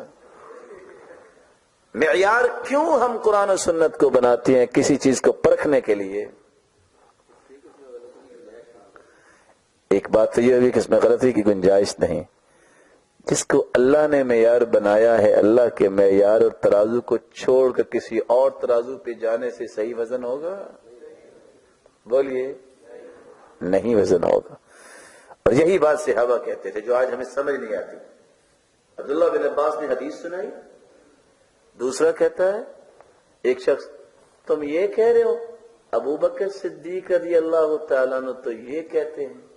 میرا اور آپ کا ایمان ہے اللہ کے رسول کے بعد پوری کائنات سے افضل ابو بکر ہے. ایسا ہی ہے، جنت کے 8 دروازے کھلیں گے. اللہ کے رسول نے کہا تھا کہ میں ان کے احسان کا بدلہ نہیں دے سکا، اللہ ہی دے گا. ساری باتیں موجود ہیں. لیکن عبداللہ بن عباس نے کیا فرمایا؟ خشیت ان تنزل علیکم حجارۃ من السماء تقولون یقول ابو بکر وانا اقول یقول النبی. مجھے ڈر ہے کہ کہیں تم پہ پتھروں کی بارش نہ ہو جائے، عذاب نہ آ جائے. میں تمہیں اللہ کے رسول کی حدیث سناتا ہوں تو اس کے مقابلے میں ابو بکر کی بات لاتے ہو. پھر سوچئے کہ اگر سیدنا ابو بکر صدیق رضی اللہ تعالیٰ عنہ کی بات بھی اللہ کے رسول کے مقابلے میں پیش نہیں کی جا سکتی، کہ دنیا کی اور طاقت ہے؟ بولے نہیں ہے. اس لیے معیار کیا ہوگا؟ اللہ کے رسول نے ایسا کیا کہ نہیں کیا، حکم دیا ہے کہ نہیں دیا، قرآن نے کہا ہے کہ نہیں کہا. کسی بھی مسئلے کو پرکھنے کے لیے کتاب و سنت کو ہی معیار بنایا جائے گا. عبداللہ ابن عمر رضی اللہ تعالیٰ عنہ کے 2 بیٹے تھے، واقد اور بلال. ایک بلال بیٹا تھا اور ایک بلال صحابی بھی ہے. تو ہمیشہ کہتے تھے لوگوں، بلال رسول اللہ احب الی من بلالی. اللہ کے رسول کے صحابی بلال مجھے اپنے بیٹے بلال سے زیادہ پیارے لگتے ہیں، حالانکہ وہ کالے تھے، یہ سفید تھے. کیوں؟ کہ وہ صحابی ہیں، ان کا درجہ ہے. آج ہم وہ درجے بھی بھول گئے. ہم کہتے ہیں میں سید ہوں، میں تو رشتہ نہیں کر سکتا کسی اور جگہ. اور بلال غلام تھے. عبد الرحمن بن عوف نے کہا میں سید ہوں قریشی، لیکن فخر یہ ہے میرے لیے کہ میں اپنی بہن کا نکاح آج بلال سے کر رہا ہوں. کیوں؟ یہ چلتا زمین پہ ہے اور اس کے قدموں کی آہٹ جنت میں سنائی دیتی ہے. بلال جو ہے، ان کے سامنے جب حدیث آئی، حدیث یہ ہے لا تمنعوا اماء اللہ مساجد اللہ. اللہ کی بدیوں کو مسجدوں میں جانے سے مت روکو. یعنی عورتوں کو مسجد جانے کی اجازت دو، اگر وہ جانا چاہتے اس کو روکو نہیں. بلال کہتے ہیں واللہ لنمنعہن لیتخذنہ دغلا. اللہ کی قسم ہم ضرور روکیں گے. تعارض کہاں آیا ہے؟ اللہ کی رسول فرماتے ہیں نہ روکو. عبداللہ بن عمر کا بیٹا کیا کہہ رہے ہیں؟ ہم ضرور روکیں گے. کیوں؟ یہ مسجد میں آ کے فتنہ ڈالیں گے. ویسے ایک لمحے کے لیے میں آپ سے پوچھتا ہوں، بات تو ویسے میں صحیح کی نا؟ نہیں، آج کے دور کے نہیں، اس دور کے مطابق بھی. مطلب ایک عاطفت ہے نا کہ کہیں فتنہ نہ ہو، بے پردگی نہ ہو. لیکن جس چیز کی اجازت اللہ کے رسول نے دے دی، کسی کی جرت کیا ہے کو نہیں بات کرنے کی. بات سمجھ میں آئی؟ باپ ہے، بیٹے کی یہ بات سنی، زوردار تھپڑ لگایا. تجھے جرت کیسے ہوئی اللہ کے رسول کی حدیث آ جانے کے بعد زبان کھولے؟ یہ تو آج ہم بادشاہ ہیں نا. حدیث بخاری کی آ جانے کے بعد بھی 3 گھنٹے مناظرے کرتے ہیں اور ڈیبیٹ کرتے ہیں. ڈیبیٹ تو اس انسان کے ایمان کا ہونا چاہیے، یہ مسلمان ہے کہ نہیں ہے. قرآن و حدیث اور ڈیبیٹ کے لیے ہے ہی نہیں، یہ تو ماننے کے لیے ہے. معیار قرآن و سنت ہے، بیٹے کی پرواہ نہیں کی. بلکہ عبداللہ ابن عمر رضی اللہ تعالی عنہ یہ وہ صحابی ہیں جن کو اللہ نے توفیق دی. اور مسند امام احمد کی روایت تو یہ بتاتی ہے، ایک روایت میں آتا ہے کہ 6 مہینے تک بات ہی نہیں کی بیٹے سے. کیا ہوا، کیوں نہیں بات کی؟ دوسری روایت کہتی 2 مہینے. اور مسند امام احمد کی روایت ہے فما کلمہ عبد اللہ حتی مات، جب تک زندہ رہے ہیں بیٹے سے بات نہیں کی. حتی مات، بات نہیں کی. عمر رضی اللہ تعالی عنہ کے یہ بیٹے جب ان سے پوچھا گیا کہ حج تمتع کرنا چاہیے کہ نہیں، کہا کرنا چاہیے. کہا تیرے باپ نے تو منع کیا ہے. پہلے بیٹے کی بات ہے، باپ کی طرف آئیے. تیرے باپ نے تو منع کیا ہے. کہا تم مجھے یہ بتاؤ کہ وحی میرے باپ پہ اتری تھی کہ محمد پہ؟ کہا محمد پہ. کہا پھر بات محمد کی مانی جائے گی، میرے باپ کی نہیں مانی جائے گی. معیار کیا ہے؟ کتاب و سنت. رسول اکرم صلی اللہ علیہ وسلم کے صحابی عمر نے بھی جب حجر اسود کے سامنے کھڑے ہو کے کہا ہے بوسہ دیتے وقت، تو کیا کہا؟ انی اعرف انک حجر، نظر آ رہے تم پتھر ہی ہو. لا تنفع ولا تضر، نہ تم نفع دے سکتے ہو نہ نقصان دے سکتے ہو. لولا انی رأیت رسول اللہ صلی اللہ علیہ وسلم قبلک ما قبلتک، اگر تمہیں اللہ کے رسول نے بوسہ نہ دیا ہوتا تو میں کبھی نہ دیتا. میرا بوسہ دینے کا معنی کیا ہے؟ کیونکہ اللہ کے رسول صلی اللہ علیہ وسلم نے بوسہ دیا ہے. آپ حیران ہوں گے یہ بات سن کے. احمد بن حنبل رحمت اللہ علیہ کے پاس یہ بات پہنچی. ابن ابی ذئب کہ امام مالک رحمت اللہ علیہ البیعان بالخیار کی بات نہیں مان رہے. ابن ابی ذئب یہ بھی محدث ہے. امام مالک رحمت اللہ علیہ نے کہا ہے کہ البیعان بالخیار کا معنی ہے جب آپ اکٹھے بیٹھ کے ڈیل کرتے ہیں، بے و شراء کرتے ہیں، آپ کی ڈیل ہو گئی ہے، اس کو پھر توڑنا جائز نہیں. فرقت بالابدان، فرقت بالکلام. آپ بیٹھے 1 گھنٹہ گفتگو ہوئی، آپ اٹھ کے چلے گئے، بات بھی ختم ہوگی، مجلس بھی ختم ہوگی، اب ڈیل یہ ٹوٹ نہیں سکتی سوائے اس کے کہ آپ 3 دن کے اختیار دے دیں.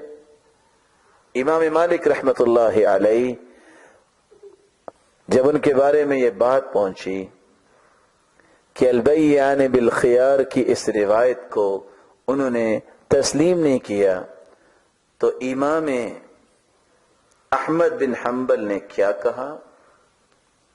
اچھا ایسا ہوا تھا یستتاب فی الخیار فإن تاب وإلا ضربت عنقه، ایسے بندے سے توبہ کروائی جائے گی جو کسی حدیث کا انکار کرتا ہے، نہ مانے تو اس کی گردن اڑا دی جائے گی. کہ حدیث ہے، حدیث ہے اللہ کے رسول کی، انکار کی وجہ کیا ہے؟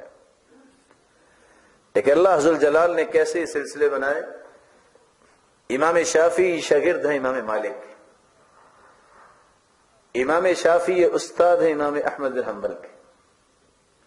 امام شافعی رحمت اللہ علیہ امام مالک کے پاس پڑھنے جاتے تو امام مالک رحمت اللہ علیہ سے ایک بندے نے سوال کر دیا، آپ کو شاید علم تو ہوگا اللہ کے فضل سے، بہت چھوٹے تھے جب وہ پڑھانے لگ گئے، تو ایک دن حدیث پڑھا رہے تھے تو دو چڑیا آپس میں جھگڑتی آ کے ان کے پاس گئی، ان نے اپنی ٹوپی کلنسوا اتاری ان کے اوپر رکھ دی۔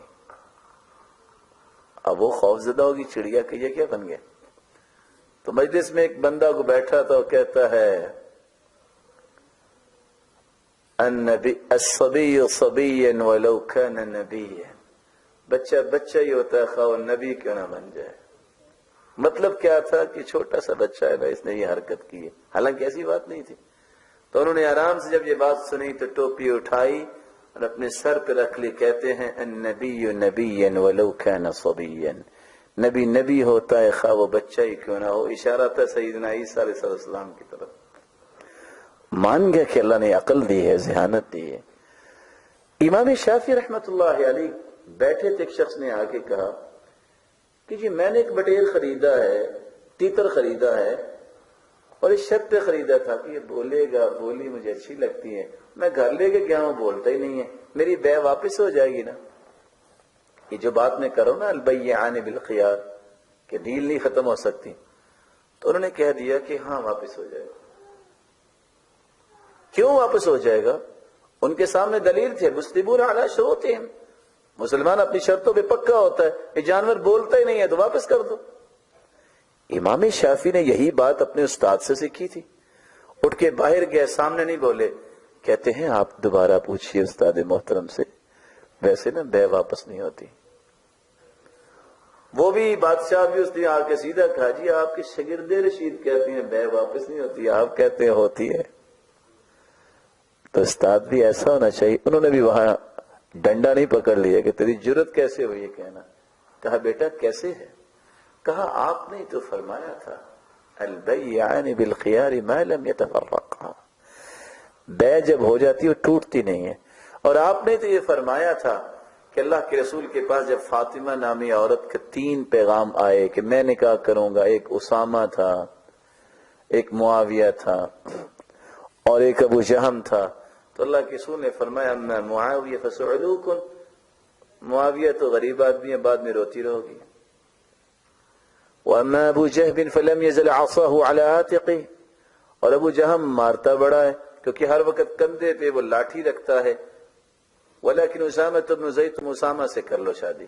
اب ابو جہم کی لاٹھی کندھے پہ رکھنے سے یہ مراد نہیں تھا کہ جب وہ کھانا کھا رہا ہوتا ہے تو لاٹھی کندھے پہ ہوتی، جب وہ نہا رہا ہوتا ہے تو لاٹھی کندھے پہ ہوتی ہے، مقصود تو یہ تھا نا کہ مارتا بڑا ہے، تو جانور ہے 24 گھنٹوں میں جب یہ خوشی میں آئے گا تو بولے گا نا، جب اس نے سونا ہے تو پھر کیسے بولیاں ڈالے گا؟ تو اس وقت استاد نے کہا بیٹا کسر اللہ من امثالک، اللہ تیرے جیسے اور پیدا کرے۔ اور لوگوں میں احترام تھا، لیکن حدیث کے معاملے میں ایک ہی موقف تھا، قرآن و سنت کو معیار بنایا، کسی استاد کی کسی اور کی بات کو معیار نہیں انہوں نے بنایا۔ تیسرا معیار، اور آپ جانتے ہیں کہ چاروں کے چاروں ائمہ نے کیا کچھ کہا۔ امام مالک رحمت اللہ علیہ کیا کہا کرتے تھے، میری بات کو بھی رد کر دو، اگر رد نہیں کی جا سکتی تو اس قبر والے محمد الرسول اللہ کی بات کو رد نہیں کیا جا سکتا۔ امام شافعی اور امام ابو حنیفہ رحمت اللہ علیہ کی بات کو دیکھا جائے، دونوں کہتے ہیں اذا صح الحدیث فہو مذہبی، صحیح حدیث ہمارا مذہب ہے۔ اور امام احمد بن حنبل کو دیکھا جائے، انہوں نے ان سے بھی بڑی بات کہہ دی، فرمایا جب تم دیکھو کہ میری بات قرآن و سنت کے مخالف ہے فاعلموا ان عقلی قد ذہب، سمجھ لینا کہ میں دیوانہ ہو گیا ہوں، سمجھ لینا میری عقل چلی گئی ہے۔ اس لیے معیار جو ہے صحیح منہج کا وہ کتاب و سنت ہے۔ میں ایک مسئلے کا حل آپ کے سامنے کرنا چاہوں گا تاکہ معیار کی سمجھ آئے اور آپ اس مشن والے بن جائیں۔ آج ہم کیا کرتے ہیں جو نہیں کرنا چاہیے، یہ کافر ہیں، یہ منافق ہیں، یہ فلاں ہیں، یہ فاسق ہیں، یہ منہج صحیح نہیں ہے۔ منہج اختیار کرو سلف کا. ان سلف کے منہج میں سے امام بخاری کی ایک جھلک میں دے دیتا ہوں. امام بخاری کا نام تو سنا ہے نا.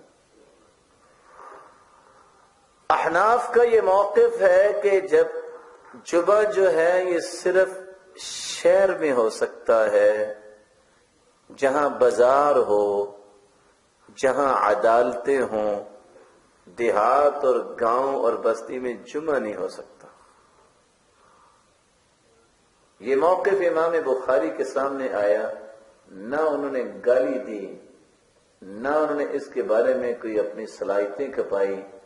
صحیح بخاری جب لکھی ہے تو انہوں نے چپ کر کے باب باندھا ہے، باب الجمعۃ فی القری والمدن. جمعہ دیہاتوں میں بھی پڑھا جا سکتا ہے، شہروں میں بھی پڑھا جا سکتا ہے. اور صحیح بخاری کی 852 نمبر روایت لائے ہیں، اور وہ روایت کیا پیش کی ہے؟ ان اول جمعۃ جمعت بعد جمعۃ فی مسجد رسول اللہ صلی اللہ علیہ وسلم فی مسجد عبد القیس بجواسہ من البحرین. مسجد نبوی کے بعد اگر جمعہ پڑھایا گیا ہے تو جواسہ بستی بحرین میں پڑھایا گیا ہے. نہ گالی دی، نہ لڑائی کی. کیا بتا دیا؟ یہ صحیح طریقہ ہے، بستی میں بھی ہو سکتا ہے، شہر میں بھی جمعہ ہو سکتا ہے. جھگڑا ختم ہو گیا.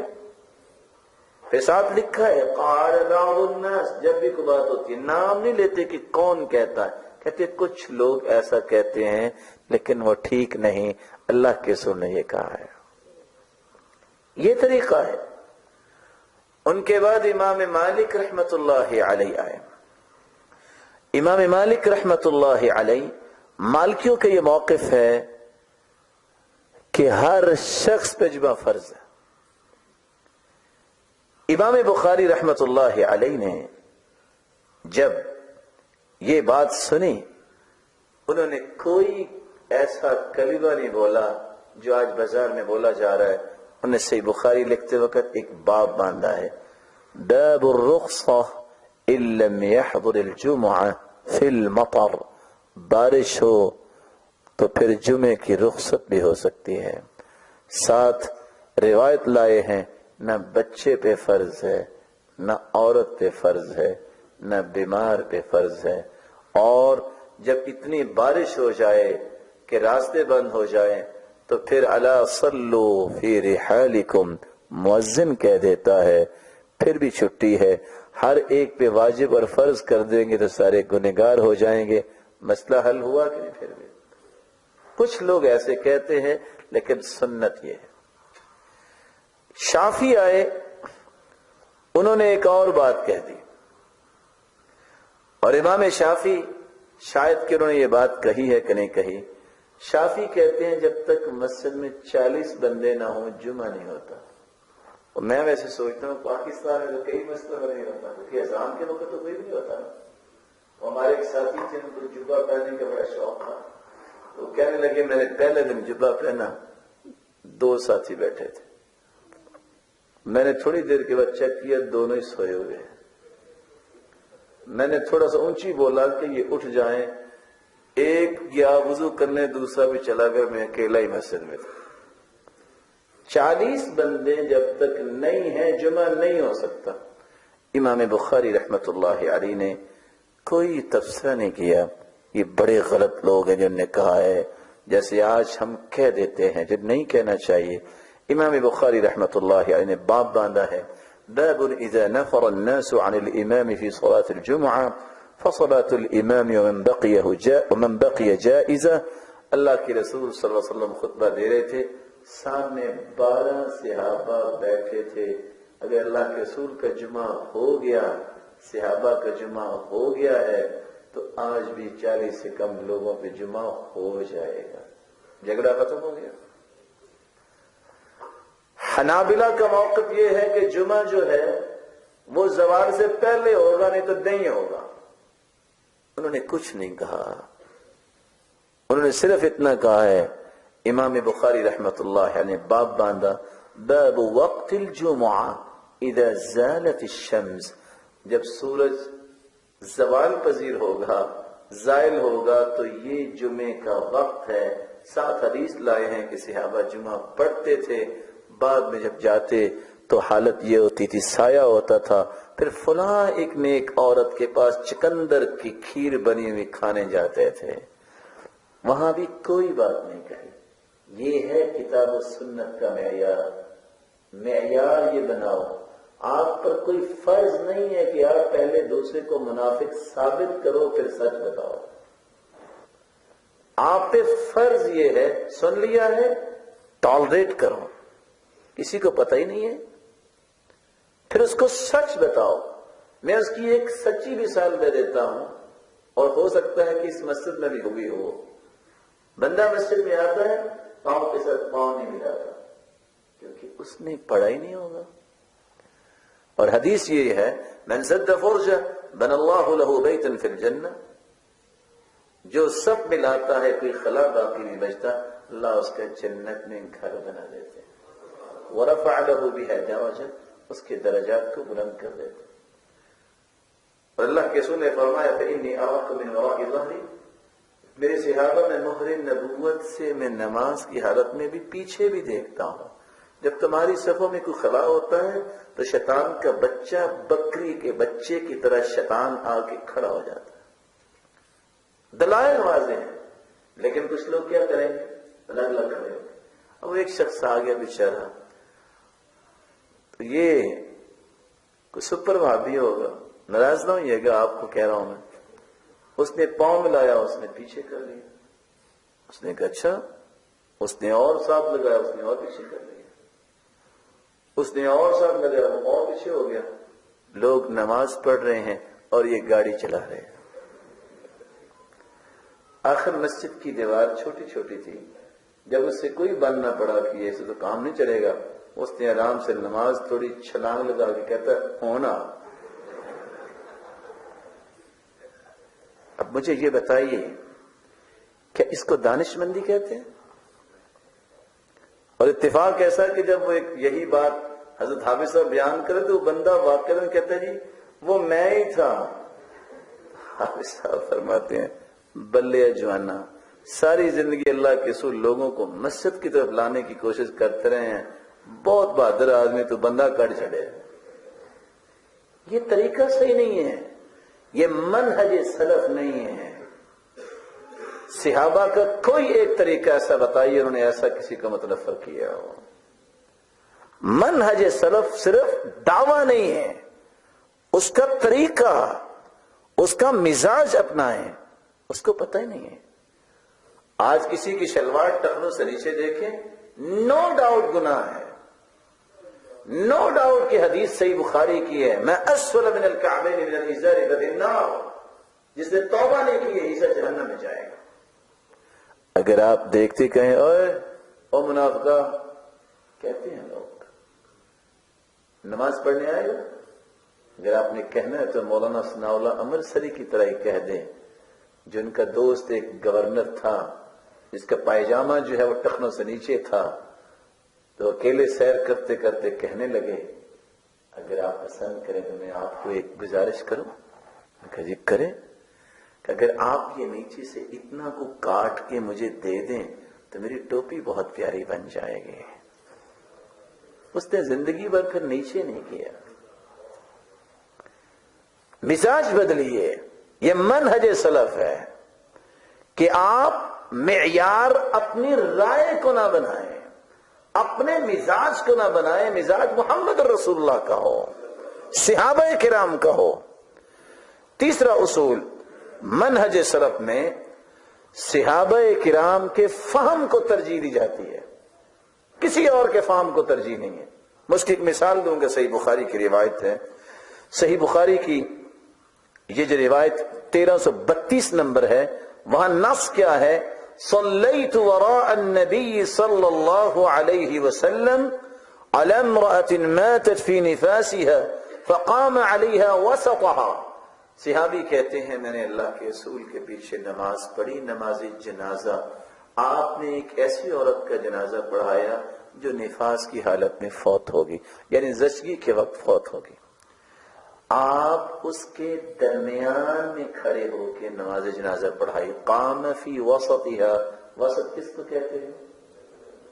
بولے. آپ نے صحیح بخاری پڑھی ہوئی ہے، یعنی اتنا کامن لفظ ہے وسط کہ عام شخص کو بھی پتا ہے. فہم کیا ہے؟ وسط کا مطلب وسط ہے، کوئی نئی سائنس کی ضرورت ہی نہیں ہے. لیکن جب صحابہ نبی کی فہم کو ترجیح نہ دی جائے یہ غلط منہج ہو جاتا ہے. یہی وجہ ہے کہ آپ صحیح بخاری پڑھانے والوں کی ایک نہیں کتنے سال پڑھانے والے اور صحیح بخاری کی شرح لکھنے والے جب منہج سے بگڑے تو کیا لکھتے ہیں، کیا کہتے ہیں؟ شاگرد نے جب یہ حدیث پڑھی تو استاد سے پوچھا، جس کو شیخ الہند کا نام بھی دیا گیا، کہ شیخ آپ تو کہتے ہیں کہ چہرے کے سامنے کھڑے ہو کے جنازہ پڑھاتے ہیں، یہ تو وسط کا لفظ آ گیا. کیونکہ حدیث تو یہی ہے نا، مرد کا جنازہ ہو تو چہرے کے سامنے کھڑے ہو کے پڑھاتے ہیں، عورت کا ہو تو درمیان میں. لیکن بعض ایسے لوگ کہتے ہیں دونوں مرد اور عورت جو ہے چہرے کے سامنے کھڑے ہو کے نماز جنازہ ان کا پڑھا جائے گا. کہا چپ ہو جاؤ، کل بتاؤں گا. کل بھی تو آنی تھی نا، کل آ گئی. جی استاد محترم، اب کہتے ہیں ہاتھ کھڑے کرو، کہتے ہیں اب بتاؤ وہ سب کہاں ہے. آپ نہیں سمجھے. اس وسط کو ڈھونڈنے کے لیے پہلے مردے کے ہاتھ کھڑے کروائے. وسط ڈھونڈنا ہے نا. جب انسان ترجیح صحابہ کو نہیں دیتا، جب ترجیح حدیث کو نہیں دیتا، پھر اس طرح کی تعویلیں کرنی ہی پڑتی ہیں. نماز خوف جو ہے اس کا ایک طریقہ ہے، نماز استسقاء اس کا ایک طریقہ ہے، نماز خسوف کا بھی ایک طریقہ ہے. جب سورج گرہن لگے یا چاند گرہن، اور اس میں آپ 1 رکوع 2 رکوع 3 رکوع کی بھی روایتیں ہیں. رکعت 1 ہے اور رکوع 2 3 بھی ہے، نص ہے اور صحیح بخاری ہے. اس سے بڑی روایت تو نہیں ہو سکتی. وہاں جب صحابہ کے فہم کو نہیں سمجھا، صحابہ کے فہم کو ترجیح نہیں دی، صحیح منہج کو اختیار نہیں کیا، تو وہاں کیا لکھتا ہے لکھنے والا، کیا کہتا ہے کہنے والا؟ اصل میں اللہ کے رسول نے رکوع لمبا کر دیا تھا. تو کچھ صحابہ اٹھ کے دیکھتے تھے، ابھی اٹھے نہیں ہیں، تو ان سے پچھلے صحابہ نے سمجھا شاید رکوع زیادہ کیے ہیں. دیانت داری سے بتاؤ، اللہ کی قسم 1400 سال کے بعد کہ ہم بہت نکمے مسلمان ہیں، ہم میں سے بھی کوئی ایسا کرے گا؟ وہ ہستیاں ان کے بارے میں ایسا تصور کرنا. سبب کیا ہے؟ منہج کا بگاڑ ہے. اس لیے تیسرا اصول صحیح منہج کا یہ ہے کہ وہ ہر مسئلے میں صحابہ کرام کے فہم کو ترجیح دیتا ہے. جو صحابہ نے سمجھا ہے اس سے اچھی سمجھ کسی کی نہیں ہو سکتی. چوتھا اصول یہ ہے کہ وہ تعارض نصوص میں پیدا نہیں کرتا. صحیح منہج قرآن نے ایک بات کہی ہے، ایک حدیث نے کہی ہے، یہ آپس میں ٹکرا نہیں سکتی. میری عقل کا فطور تو ہو سکتا ہے کہ مجھے سمجھ نہیں آئی، لیکن ٹکراؤ نہیں ہو سکتا قرآن و حدیث کا. اور اس لیے علماء کہتے ہیں دنیا کی کوئی طاقت ایک حدیث اور ایک آیت کا ٹکراؤ ثابت کر دے. 2 کی بات نہیں، ایک حدیث کا. میں ایک مثال دے دیتا ہوں. قرآن کہتا ہے لا تزر وازرۃ وزر اخری، کوئی کسی کا بوجھ نہیں اٹھائے گا. آیت منسوخ نہیں، محکم ہے. اور حدیث کے الفاظ یہ ہیں ان المیت يعذب ببکاء اہلہ علیہ. یہ روایت صحیح بخاری کی ہے اور صحیح مسلم کی ہے. جب میت کے لواحقین روتے ہیں تو عذاب میت کو ہوتا ہے. بخاری مسلم کی روایت. قرآن کہہ رہا ہے کہ دوسرا کسی کا بوجھ اٹھائے گا، جس نے گناہ کیا ہے بوجھ تو وہی اٹھائے گا. اب اس کو کیسے تعارض کو ختم کریں؟ صحیح منہج ہے تو وہ اس تعارض کو دور کرتا ہے. وہ نصوص کا ٹکراؤ نہیں کرتا، کہتا ہے وہ اپنی جگہ پہ اپنی جگہ کے. مسئلہ کیا ہے؟ سمجھانے کی غرض سے 2 دن کا بچہ اگر فوت ہو جائے اس کا کوئی گناہ ہے؟ ماں کی ممتا تڑپے، وہ رو پڑے، گناہ ماں کا اور عذاب بچے کو سمجھ آتی ہے؟ بولے، باپ بھی آخر ہے، اس کی بھی محبت ہے۔ بچہ ایک دن کا فوت ہو گیا اور بچہ معصوم ہے جس نے آنکھ نہیں کھولی ہوگی، کچھ ایسے بھی بچے ہوتے ہیں، روئے ماں باپ، دادا اور دادی، نانا اور نانی، عذاب بچے کو سمجھ آتی ہے؟ کیا ہوگا پھر؟ رسول اللہ صلی اللہ علیہ وسلم کا فرمان ہے کہ ان المیت یعذب ببکاء اہلہ علیہ، جو شخص میت کے پیچھے روئے گا میت کو عذاب ملے گا۔ کون سی میت؟ جو وصیت کر کے جائے کہ میرے مرنے کے بعد تمہیں اتنا رونا ہے، لوگوں کو پتہ چلے بڑی مہنگی چیز چلی گئی ہے۔ جیسا کہ طرف بن عبد کہتا تھا اپنی بیٹی کو، اذا انا مت فانعینی بما انا اہل وشقی علی الجیب یا ابنة معبدی، جب میں مر جاؤں تو اتنا بین اور نوحہ کرنا، اتنا اپنے گریبان کو چاک کرنا، رونا، بما انا اہل، جس کا میں اہل ہوں، لوگوں کو پتہ چلے کتنی بھاری چیز فوت ہوگی۔ وَشُقِّ عَلَيَّ الْجَيْبَ يَا ابْنَةَ مَعْبَدِي، اور اپنے کپڑے بھی تم اپنے جیب یعنی اپنے گریبان چاک کرنا، اے معبد کی بیٹی۔ جو غلط وصیت کر کے جائے تو پھر اس کو ہی عذاب ہوگا اگر اس نے کوئی بات ایسی کی ہے جس کے نتیجے میں لوگ رو رہے ہیں۔ اور آپ نے یہ حدیث سنی ہوگی، جو بندہ 70 سال عبادت کرتا ہے، ثم جار فی وصیتی، پھر اپنی وصیت میں ظلم لکھ دیتا ہے، دخل النار، وہ جہنم میں جائے گا۔ اس لیے وصیت غلط نہیں ہونی چاہیے۔ پانچواں اور آخری اصول جو آج کی مجلس میں ہم پیش کرنا چاہتے ہیں، صحیح منہج ہمیشہ عقل پہ نصوص کو مقدم کرتا ہے، عقل کو مقدم نہیں کرتا، نص کو مقدم کرتا ہے، یعنی قرآن اور حدیث کو مقدم کرتا ہے۔ عقل میں آئے یا نہ آئے کہتا ہے بس قرآن میں آ گیا ہے، عقل میں آئے نہ آئے کہتا ہے حدیث میں آ گیا ہے۔ علی رضی اللہ تعالیٰ عنہ اس لیے کہا کرتے تھے، لو كان الدين بالرأي لكان أسفل الخف أولى بالمسح من أعلاه وقد رأيت رسول الله صلى الله عليه وسلم يمسح على ظاهر خفيه۔ مسح جب کرتے ہیں تو ہم کدھر کرتے ہیں؟ جرابوں پہ اور موزوں پہ۔ کیوں؟ نیچے کرنا چاہیے نا۔ احسن، سچ فرمایا آپ۔ سیدنا علی کہتے ہیں اگر عقل کے ساتھ دین ہوتا تو مسح نچلی طرف ہونا چاہیے تھا، کیونکہ گرد و غبار لگتی ہے تو کہاں؟ تو مسح تو نچلی طرف ہونا چاہیے تھا، لیکن اوپر کیوں کرتے ہیں؟ کیونکہ اللہ کے رسول کو دیکھا انہوں نے مسح اوپر ہی کیا ہے۔ عقل کو نہیں مانا، نص کو مانا ہے۔ اور اس کی میں ایک واضح سی مثال پیش کر کے بات کو ختم کرتا ہوں۔ ابو جہل ایک دن آ کے سیدنا ابو بکر سے کہتا ہے، کیوں بھی کیا خیال ہے آپ کا؟ ایک بندہ رات کو نکلے، پہاڑوں پہ چڑھے، وادیوں میں اترے، ملک شام پہنچ جائے، وہاں نماز بھی پڑھے اور راتوں رات واپس بھی آئے۔ اب کتنا فاصلہ مکے سے شام کا؟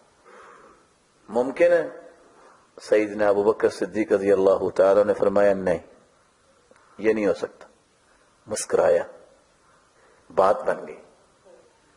پھر کہتا ہے اچھا یہ بتائیے، ایک بندہ جو کہے کہ میں رات 7 آسمانوں کی سیر کر کے آیا ہوں اور آبی سیری کے وقت واپس گیا ہوں، ہو سکتا ہے؟ کہا نہیں۔ کہا لگا کے کہتا ہے جانتے ہوئے دونوں باتیں کس نے کہی ہیں؟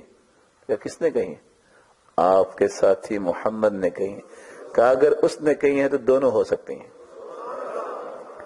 یہ منہج ہے، نہ عقل دوڑائی، شام، آسمان، کچھ نہیں سوچا، کیا کہا؟ محمد نے کہا ہے تو دونوں ہو سکتے ہیں۔ یہ ہے صحیح منہج۔ قرآن میں آ گیا بس ٹھیک، حدیث میں آ گیا بس ٹھیک، اگلی بحث نہیں، میں آگے قدم نہیں اٹھا سکتا. یہ ہے وہ اصول. عقل جو مرضی سوچے، تجربات، رائے، پڑھائی، قابلیت، سب کچھ مانو، لیکن جب قرآن و حدیث آ جائے تو کسی کی کوئی حیثیت نہیں ہے. اللہ عز و جلال ہمیں سچا اور سچا منہج نصیب فرمائے.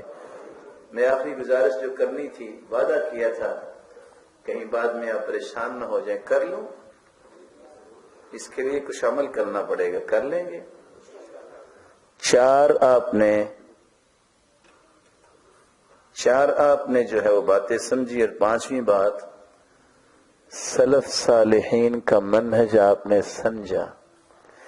سلف صالحین کا منہج صفائی اور ستھرائی بھی ہے کہ نہیں؟ بولیں کون کون مانتا ہے؟ ہاتھ کھڑا کریں. میں نے اکیلے ہاتھ ہی کھڑے کروانے. آج کیا دن ہے؟ چھٹی بھی ختم ہوگی، صبح بازار بھی کھل جائیں گے. مسجد کے باہر جو 2 صفحے ہیں، آپ یہ صفحے اپنے گھر میں بچھا سکتے ہیں کیا جی؟ نہیں، ناراض تو نہ ہونا، یہ بھی منہج سلف ہے کہ ناراض نہیں ہوتے. بچا سکتے ہیں. کل جب ظہر کی نماز ہو تو یہاں ان صفوں کے علاوہ نئی صفیں آنی چاہیے. آپ بھی اپنا حصہ ڈال دیجیے. منہج سلف دعویٰ نہیں ہے، عمل ہے. رسول اکرم صلی اللہ علیہ وآلہ وسلم نے صحابہ کرام کو جو فضیلت دی تھی، جو ان کو گھڑا ہے، ان کی گرومنگ کی ہے، وہ عمل کے ساتھ کی ہے. تو میں آپ کی خدمت میں ایک یہ گزارش کی ہے، صرف 3 اور گزارشیں کروں گا، کر لو. کون ساتھی ہے جو وعدہ کرتا ہے کہ میں منہج سلف کو پسند کرتا ہوں؟ پہلے ہاتھوں کھڑا کرے نا. ابھی نہیں کھڑے ہوئے. منہج سلف یہ ہے کہ وہ جماعت کے ساتھ نماز پڑھتے تھے. سفر بیماری الگ چیز ہے، سارے پڑھا کریں گے. منہج سلف یہ ہے کہ زندگی کا کوئی دن ایسا نہیں ہوتا تھا جس دن وہ قرآن نہیں پڑھتے تھے. پڑھا کریں گے. منہج سلف یہ ہے کہ وہ لڑائیوں کی بجائے اصولوں کی بنیاد پہ محبت اور احترام معاشرے کا کرتے تھے، لڑتے نہیں تھے. آپ بھی ایسا کریں گے؟ وعدہ ہے انشاءاللہ. اللہ عز و جلال آپ سب کو جس طرح آج اپنے گھر میں جمع کیا ہے، اللہ عز و جلال جنت الفردوس میں جمع فرمائے، اور آپ سب کی نیک تمنا اور خواہشات کو پورا فرمائے، اور اللہ عز و جلال اپنے دیدار کا مستحق بنائے. وآخر دعوانا الحمد للہ رب العالمین.